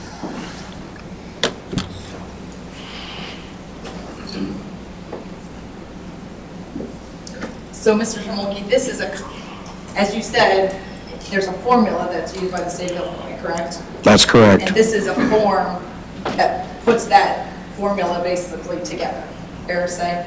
Yes. Now, this form, obviously, the courts can deviate from this. True.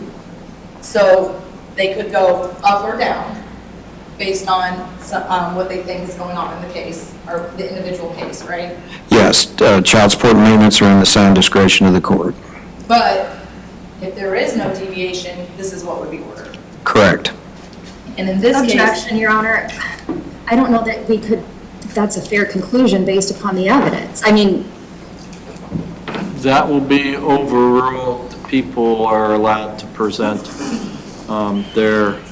that evidence, and it goes to motive as well as the reasons that the court allows the hearsay statements. So you may proceed. Thank you, Your Honor. And so we see down here, this is if it says percent of overnights. If Becky gets 40% of the overnights and Tim gets 60%, that's what this is based on. Correct.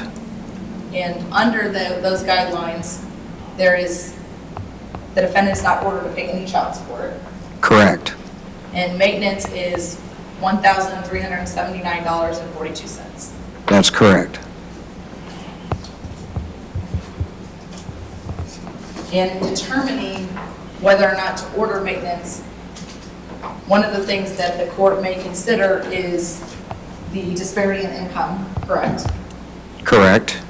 They also may consider in determining whether to order maintenance if financial assets are being hidden. Yes.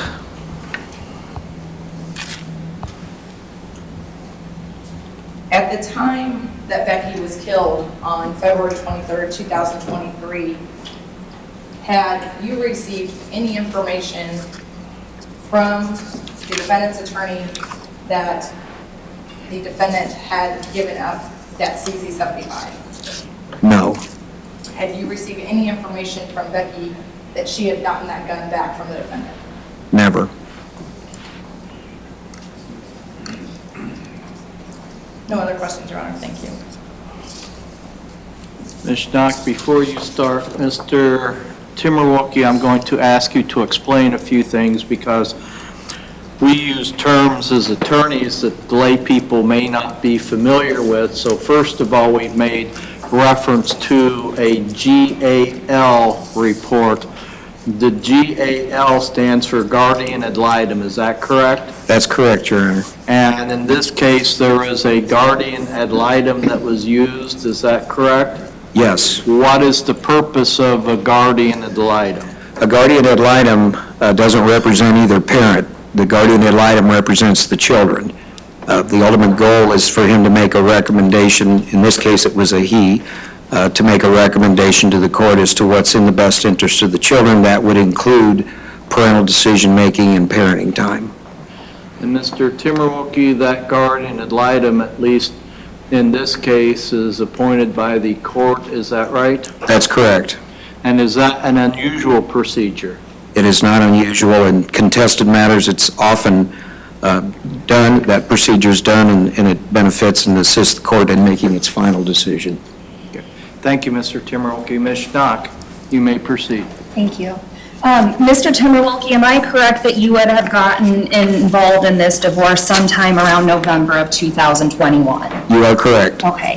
And during your involvement in this case, there was extensive discovery that was exchanged, correct? Correct. And along those lines of discovery, disclosures would have been witnesses that would testify at trial, correct? Correct. And the witnesses that testify in any divorce trial are required to be disclosed if they are requested in discovery, correct? That's correct. And in this matter, that request was made of you and Becky to disclose all witnesses, correct? That's correct. And that was done, correct? Yes. And so it was no surprise that these people were going to be testifying in the divorce matter, correct? Objections. Cause for speculation. In this case, that'll be overruled. You may answer, Mr. Timmerwolke. It should have been no surprise, right? Okay. Everybody knew it was coming. Hopefully, yes. Okay. Also, during the course of your representation of Ms. Bliefnick, you never personally filed for an order of protection naming Tim as the respondent, correct? That's correct. And even though there was that scheduling order entered with the court setting this matter for March, that was not the first setting of the final divorce, correct? It had been set for final hearing at least twice prior to that, is that fair? I would have to review the docket on that. I'm not 100% sure. Your Honor, I would request that Mr. Timmerwolke be allowed to review the docketing statement. If you reviewed the docking statement, would that refresh your memory, Mr. Timmerwolke? It could, yes, Your Honor.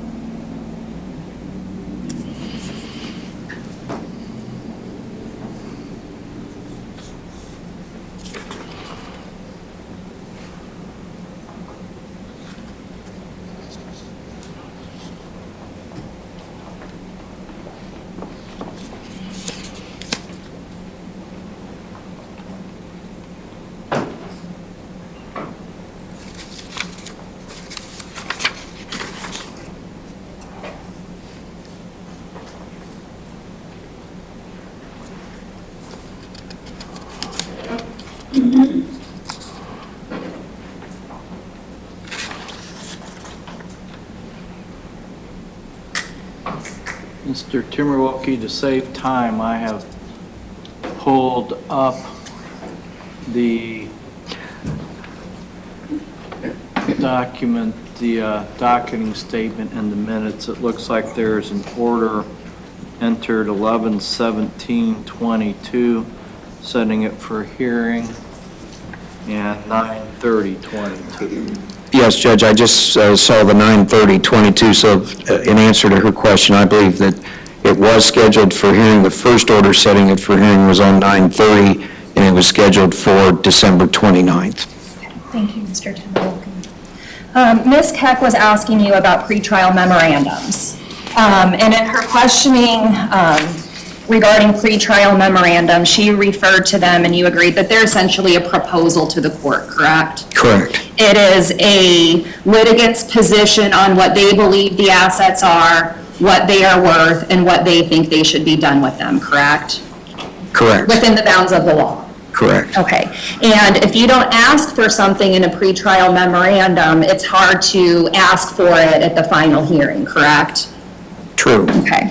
And so when you file these pretrial memorandums, you want to make sure that they are as accurate as possible, correct?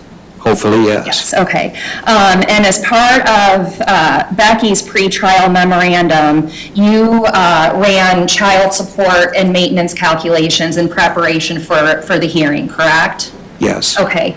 And the child support and maintenance calculations in divorce courts in Adams County, we rely upon financial affidavits, correct? True, in part. There's In other part. things. There's other things that go Right. into it, but the financial affidavits lay out the parties' prospective income, expenses, certain deductions and the like, correct? Correct. Okay, and as divorce attorneys, we don't have to agree with somebody's financial affidavit, correct? That's why I answered the other question. You don't always rely on that because the financial affidavit gives a figure by a party to it, but the best thing would be, for example, a check stub. Sure, If you- absolutely, Right. absolutely. And in calculating maintenance and child support, did you use a computer program that's commonly used in divorce court to generate child support and maintenance calculations within the Illinois statutory guidelines? I did. And did you prepare that on or about December 15th, 2022? It would have been part of the pretrial, yes, so. Okay, Your Honor, may I approach? You may. Okay. And I'm not offering this as an exhibit, Mr. Principal, simply to refresh your recollection. With this objection, serious. We still have to mark it. Judge, she said she's offering it to refresh his recollection. He's never said he needs to have his recollection. That will be, first of all, if you'll mark it, and then that will be sustained. Do you recall what you would have included in Becky's income in preparation for trial? I would have used the information that I had for her as a nurse. Okay. And I would have used the most current information I had because she had returned, I believe, to Blessing Hospital by that time. Okay. Now I'm handing you what is marked as Defendant's Exhibit 2. And are these the calculations that you provided as part of your pretrial memorandum? That's Exhibit Q, I remember. Okay, and as part of the maintenance calculations, what is the maintenance, and to be fair, that was going to be your request, Becky's request of the divorce court at the final hearing, correct? Correct. This would be based on 50/50, and this is what she believed to be the correct maintenance and child support based on their incomes. Okay, so that was her best case scenario as far as child support and maintenance calculations were as far as your request was concerned. Objection. That's not what he testified to. That will be overruled. This is cross-examination. You can answer, Mr. Timberwolke. I Let would, me rephrase that question. Yeah. You wouldn't ask for something on behalf of a client if it wasn't in their best interest. that's correct. Okay, and as part of the calculations that you provided to the divorce court, the maintenance amount was $1,039 $1,346, correct? True. And that was what you prepared in December of 2022 in preparation for trial in March, I think, correct? Correct. And then Ms. Keck subsequently asked you to provide calculations based upon a 60-40 split, correct? That's correct. And that was what was identified as, I think, People's Exhibit 72C, is that correct? 74. That's correct. Okay, so 74 was prepared for preparation for this trial, correct? It was not That's prepared for the correct. divorce trial, okay? And the calculations for maintenance in People's Exhibit 74 is the same amount that is in Defendant's Exhibit 2, correct? 1,300, and almost identical. The maintenance was correct, but the child support was different. Correct, and so what is the maintenance amount on that figure that you have in front of you? $1,346. Okay, so the document that you prepared for trial was a maintenance amount of $1,346, correct? True. And you would agree that $1,346 is less than $2,100, correct? Correct. Okay, and 1,346 is still less than 1,379, correct? Correct. Okay. And these numbers are assuming that a court, or that you accept the gross income of both parties is true. That's correct. Okay. And in People's Exhibit 74, that was presented to the court, that does not include the amount of maintenance that she was receiving from Mr. Bliefnick, correct? You mean the existing order while the case was going on? I'm talking about Exhibit 74 that was prepared in preparation of today's trial, and if the people want to hand that up, or...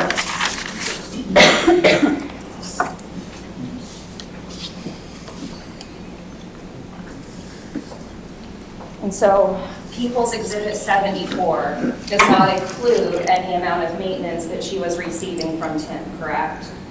You mean going into the trial? I'm talking about what that document has right there in front of you. That includes her base income, correct? Yes. Yeah, you mean her base income of $5,452 a month as a nurse? Yes. And that's what she was claiming her base income was, correct? True. Okay. And that document that you have in front of you does not include the maintenance that she was receiving from Tim under the temporary order. No, this would be the projected. The temporary order was different. No, I understand that, but the line items on Exhibit 74 do not account for any maintenance being paid. Her income does not include the maintenance that she was receiving. Correct. Okay, thank Right. you. Thank Right. you. I can take that back. And so if that calculation had included the maintenance, then that could affect the calculations as well. I've never included the maintenance as part of the income. The party's income from their employment in this case, for both of them, would be used to determine maintenance. You wouldn't also add on the maintenance. Correct. That's how you arrive at the maintenance. But you would agree that's not included in that form? I would agree it's not included in the form, right. And in this matter, there was a dispute as to what Becky's income was, correct? At one point, there was a major dispute, but by the time we went to trial, she had now returned to Blessing, and her income had stabilized because there was a period of time where she left and went to Kirksville, and she was a contract worker, which means she made a lot more money and she was getting expenses for living expenses while she lived there and stayed there overnights while she worked. Okay. And also in the preparation of your pretrial memorandum, you did not include any cash that Ted Johnson or anybody else for that matter was holding for her, did you? I did not. Okay. Did you even know about $13,000 in cash being held on her behalf by somebody else? I did not.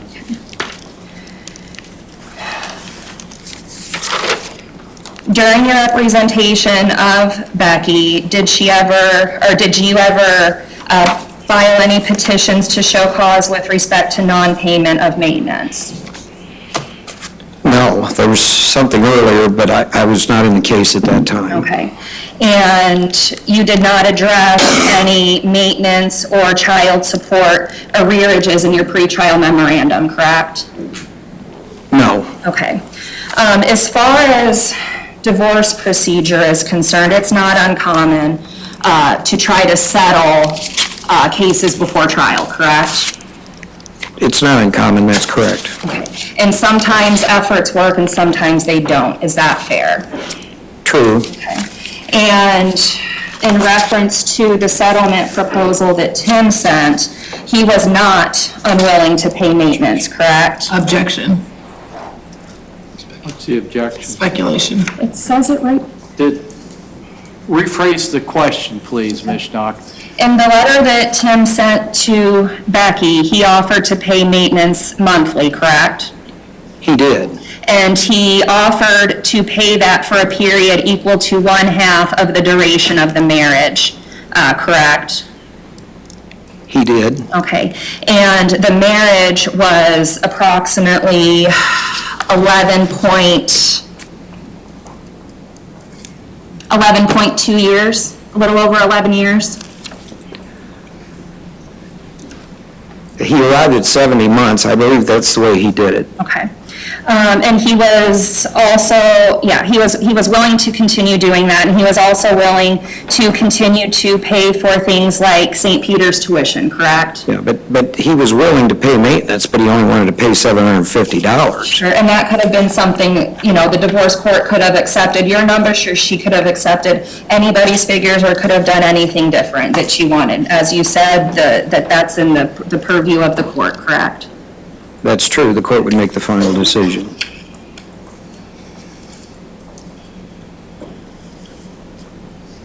And as part of this letter, it was requested that proof be provided that a gun safe was purchased by Becky, correct? Yes. Okay. And you stated with Ms. Keck, the only thing that you did after you received this is just say, no, we don't have a deal, correct? That's correct. And so there was no proof sent that there was a gun safe purchased by Becky, at least you did not do that, is that fair? No, it was a simple no. It was rejected due to the many terms and proposals he was making. Okay. And as far as the guardian ad litem report that you referred to, the excerpt, the recommendation was part of the second supplemental report of Mr. Zimmerman, correct? The 50-50? Yes. Yes. And that was made by Mr. Zimmerman on February 20th, 2023, correct? Correct. Okay. And he made several observations of the parties and their issues as part of that report, correct? Yes. And the biggest issue at that point was their ability or inability to communicate effectively, correct? Yes, he showed concerns for that issue. No other questions, Judge? Ms. Keck.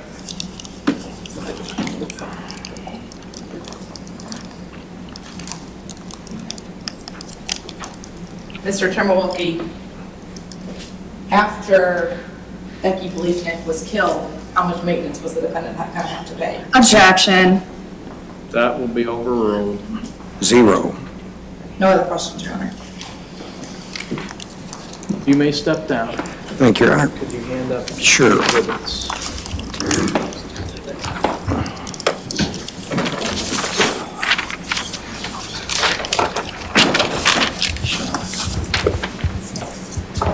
Mr. Jones or Ms. Keck? People would call Rick Zimmerman to the stand.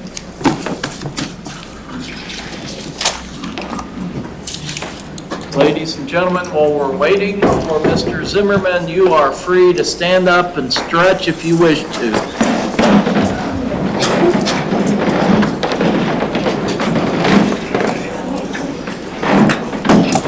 We don't have to, just stretching. You can, yeah. And honestly, I need more of this than I do.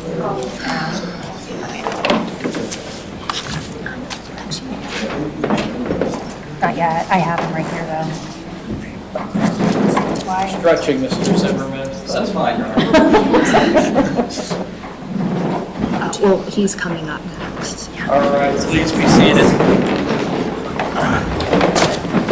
You'll step to the front of the courtroom, raise your right hand, and be sworn. You do solemnly swear that the testimony may give in the cause and opinion before this court should be the truth, the whole truth, and nothing but the truth, and help you God? I do. Come around here. Have a seat in the chair, scoot up to the table to where you're comfortable, and then bend the microphone so it's in front of you, and please speak towards the microphone. And Mr. Jones, you may inquire. Can you tell me your name, please? Rick Zimmerman. What do you do for a living? I'm an attorney Where do you work at, Mr. Zimmerman? in Mount Sterling, Illinois. What kind of law do you practice? What's your focus? General practice, primarily criminal defense and family law. In family law, is there a particular role that you sometimes fulfill at the request of a court? Yes, What's that role called? I serve as what's called a guardian ad litem. Sometimes we'll hear that called the GAL, is that right? Yes, Guardian ad litem is how attorneys get paid $250 an hour. That's fun stuff. well, the rate varies, yes, but Can you tell me what a guardian ad litem is? simply the role of a guardian ad litem is to represent the best interests of the children involved in the case, whether it be a divorce, a family, or other type of case. So if there's a divorce or some type of family case, the court will appoint an attorney who's not representing the mother, not representing the father, not representing the husband, not representing the wife, but who's there to represent the children that are involved. The best interests of the children, yes. The best interest of the children. Yes. How long have you done that? As far as doing guardian ad litem work, I think 2, maybe 3 years. And I know we've covered this, but you're appointed by the court, you're not hired by the parties. Is that also correct? That's correct. So you're not there to make a decision that favors one side or the other. You're there to look for the best interest of the children. Yes. How do you do that as a guardian ad litem? How do you decide what you're going to tell the court and the parties that, in your opinion, is in the best interest of the children? I'll conduct an investigation. During that investigation, I'll talk to both parents. I'll talk to the children. I'll talk to third parties if there are third parties who have information that's relevant, and often I'll review documents submitted by the parties as well. In reviewing those documents, does that include sometimes text messages from the Our Family Wizard app? Yes, sometimes. What is the Our Family Wizard app? It's primarily a communication tool and used in divorced families or separated families. It allows the parties to communicate, and those communications to be monitored, and prevents either party from tampering with the communications. Is it an app on your phone? It can be, yes. And is it a messaging app? So if you're going to, let's say, for example, a husband and a wife are ordered in the process of a divorce to use the Our Family Wizard app. If they're going to message each other, they are ordered to type those messages into the Our Family Wizard app. Is that right? Yes. And then the app will send the message to the other party? Yes. The application records that message? Yes. It sends it to the other party. If the other party chooses to respond, they're required to respond through that application as well. Yes. And you did tell us this, but that app records those conversations, stores those conversations so that they can be reviewed at a later time. Yes. Are you one of the people that can review those messages? I have in the past, yes. In this case in particular, were you appointed to be the GAL for the 3 Bliefnick children, Grayson, Arlen, and Deacon? I was. When were you appointed to do that, if you recall? I believe it was in 2021, sometime in the summer, I'm wanting to say. When you are the guardian ad litem, you said you performed an investigation, is that right? Yes. Did you do an investigation in this case? I did. You told us in general you'll talk to both the mother and father. Did you do that in this case? I did. You told us that in general you would talk to the children. Did you talk to the 3 children in this case? Yes. Specifically with regard to the defendant and Rebecca, his wife, I guess I should ask you this. Do you see the person in court that you spoke with that you know as Tim Bliefnick? Yes. Can you point him out, describe him? He's sitting at the end of the council table, wearing a sweatshirt. We'd ask that the record reflect he's identified as the defendant. The record will reflect that the witness has identified the defendant. You spoke with the defendant in your investigation? Yes. When you speak with these parties, what kinds of questions are you asking them? What are you talking about? Typically, I'm asking them about their background, the history of the relationship between the parents, the typical relationship they have with their children, any incidents that may have occurred that reflect what has led to the breakdown of the relationship, and what they would like to see happen as a result of the court case. And when you say what they would like to see happen as a result of the court case, are you talking about parenting time, custody split, things like that? That's correct. Did you speak with the defendant about those issues, parenting time, custody split? Yeah, I have. And when you spoke with the defendant, what was his position?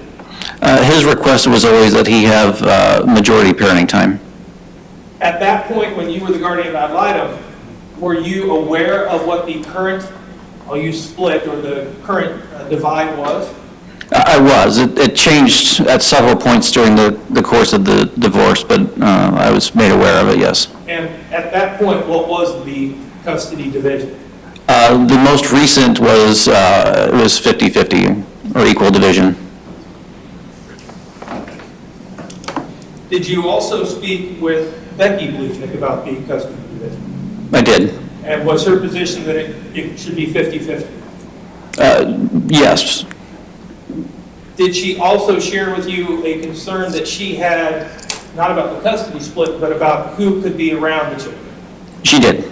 And what was the nature of that concern? She was concerned about Mr. Bliefnick's father being around the boys. Did she want the three boys to be around the defendant's father? Not in an unsupervised capacity.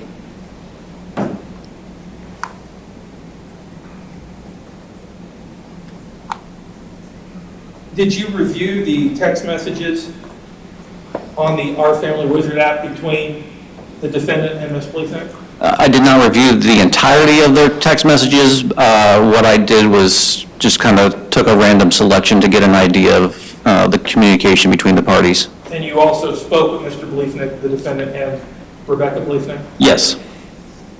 What was your sense of the divorce, how the divorce was going, based on the review of the text messages and the conversations that you had? It was a very contentious divorce. It was hard for the parties to find any kind of agreement, it seemed like. And I want to be fair, was there animosity on both sides? When I say that, was there animosity from Rebecca towards the defendant, and was there animosity from the defendant towards Rebecca? Absolutely, both ways. It went both ways? Yes.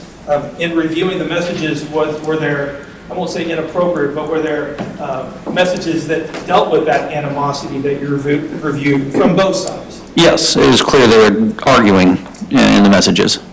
In the course of the investigation, did you speak with me about those conversations? The animosity? Did I speak with you regarding it? In preparation for trial? Oh, yes. And talking about that, did you tell us that they were basically fighting about everything? Yes. Fair to say? Yes. They would make mountains out of not just molehills, but hills. Yes.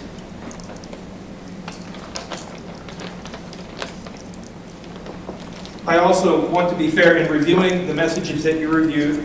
Did you ever observe or see any acts of domestic battery? No. Thank you. That's all the questions I have. Ms. Schnuck. Thank you. Mr. Zimmerman, as part of your involvement in this case, you filed a second supplement to report of guardian ad litem, correct? That's correct. And you filed that on or about February 20th of 2023, correct? Yes. And would you have met with both Tim and Becky prior to preparing this report? Yes. Okay, do you remember when you last met with Tim? Off the top of my head, I don't. I do have my notes if I need to refer to those. If that would refresh your recollection, I would ask that you be allowed to do so. We have no objection. All right, you may do so.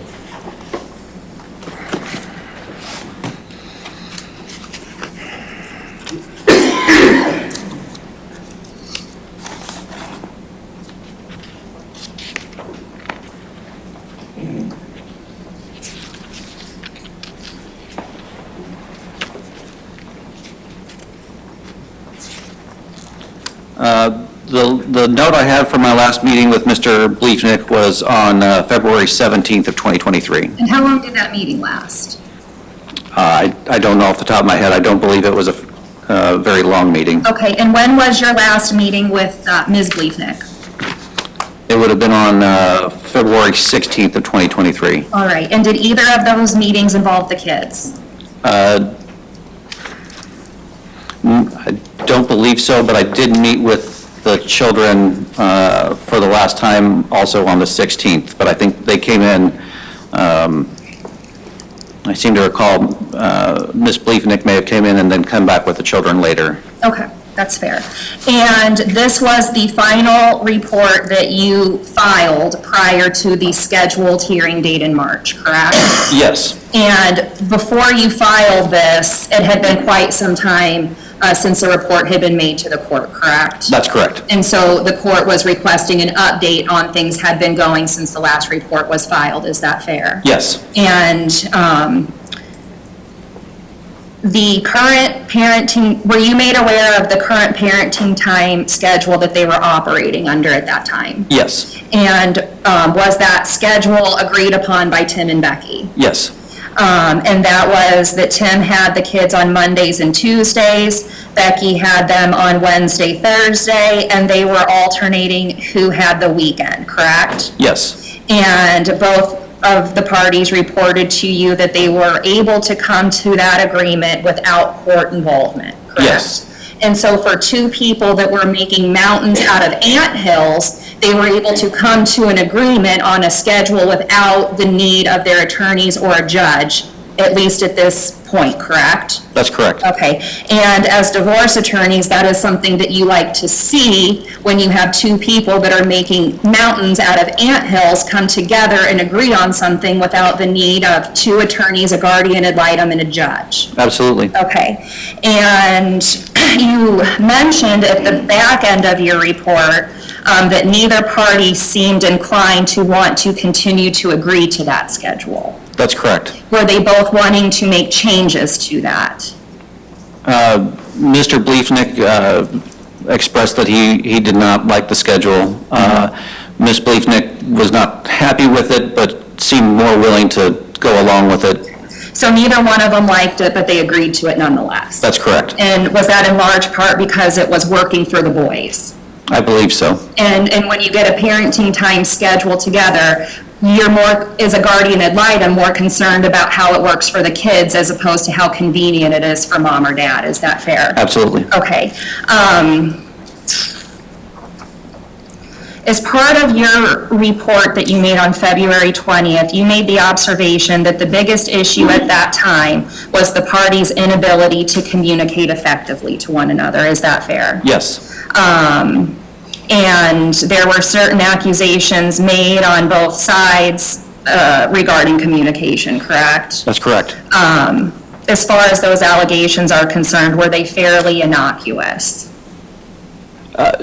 Yes, I mean, the parties were not communicating well, but, I mean, it wasn't violent or anything like that. Sure. And after you met with both Tim and Becky on these last respective occasions, you had no red flags going off in your mind that things were going poorly. Is that fair?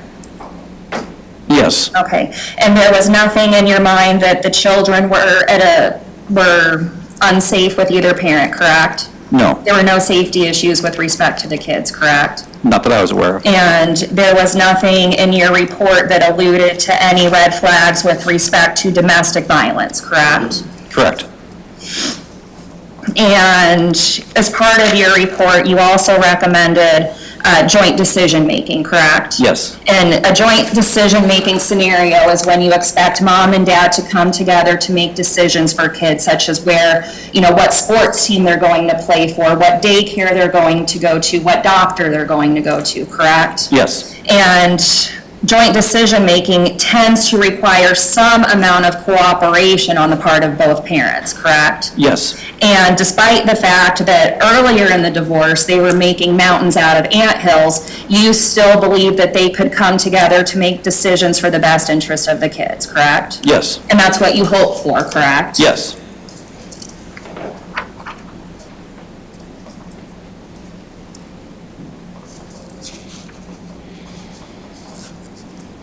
Your Honor, may I approach? You may.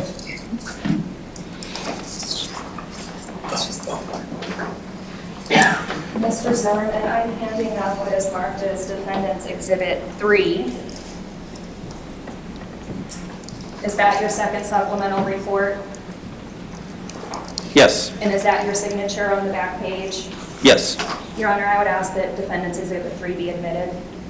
Any objection? It's part of 72, so it doesn't need to be because it's already part of. I would just 70. ask, I guess it could be a joint exhibit. That's fine, I don't have a problem. Okay. What the court's going to do, because that is part of Exhibit 72, which has been admitted, then I'm going to have you change the markings on that, and we will call it 72D. Peoples. That's fine. Okay. So that it can be found and made a record of, and it can be considered part of a joint exhibit. Your Honor, may I approach? You may. There's the correct exhibit, Robert. That one's All right. I have no objection to that being offered and introduced, Your Honor. Okay. And then Ms. Keck? Mr. I'm done. Jones?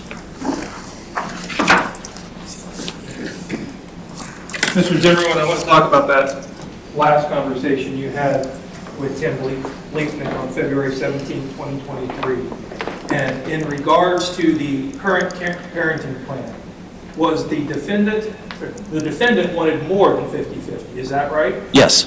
So he was not happy with the 50-50 split. That's correct. The victim, Rebecca Bliefnick, didn't like the 50-50 split, but was willing to go along with it. Reluctantly so, yes. After Rebecca Bliefnick was found murdered, did she have any parental rights at that point? I would assume no. That's all the questions I have. Ms. Stock, want another shot? Nothing. All right, you may step down. Thank you, Your Honor. Do you need Give that back.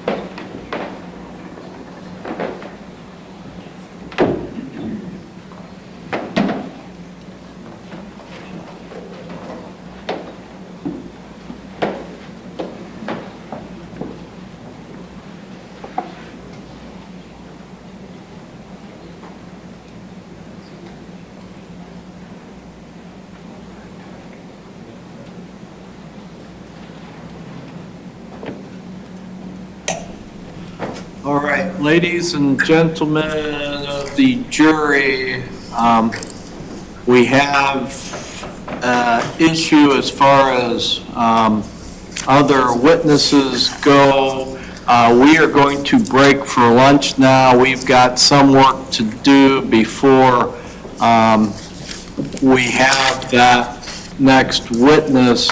So you are free to go to lunch. You are to return back to the jury room by 10 till 1, because we will plan on starting right at 1 o'clock again. So you are free to go for lunch. All right. Muddy River News. Our home, our news.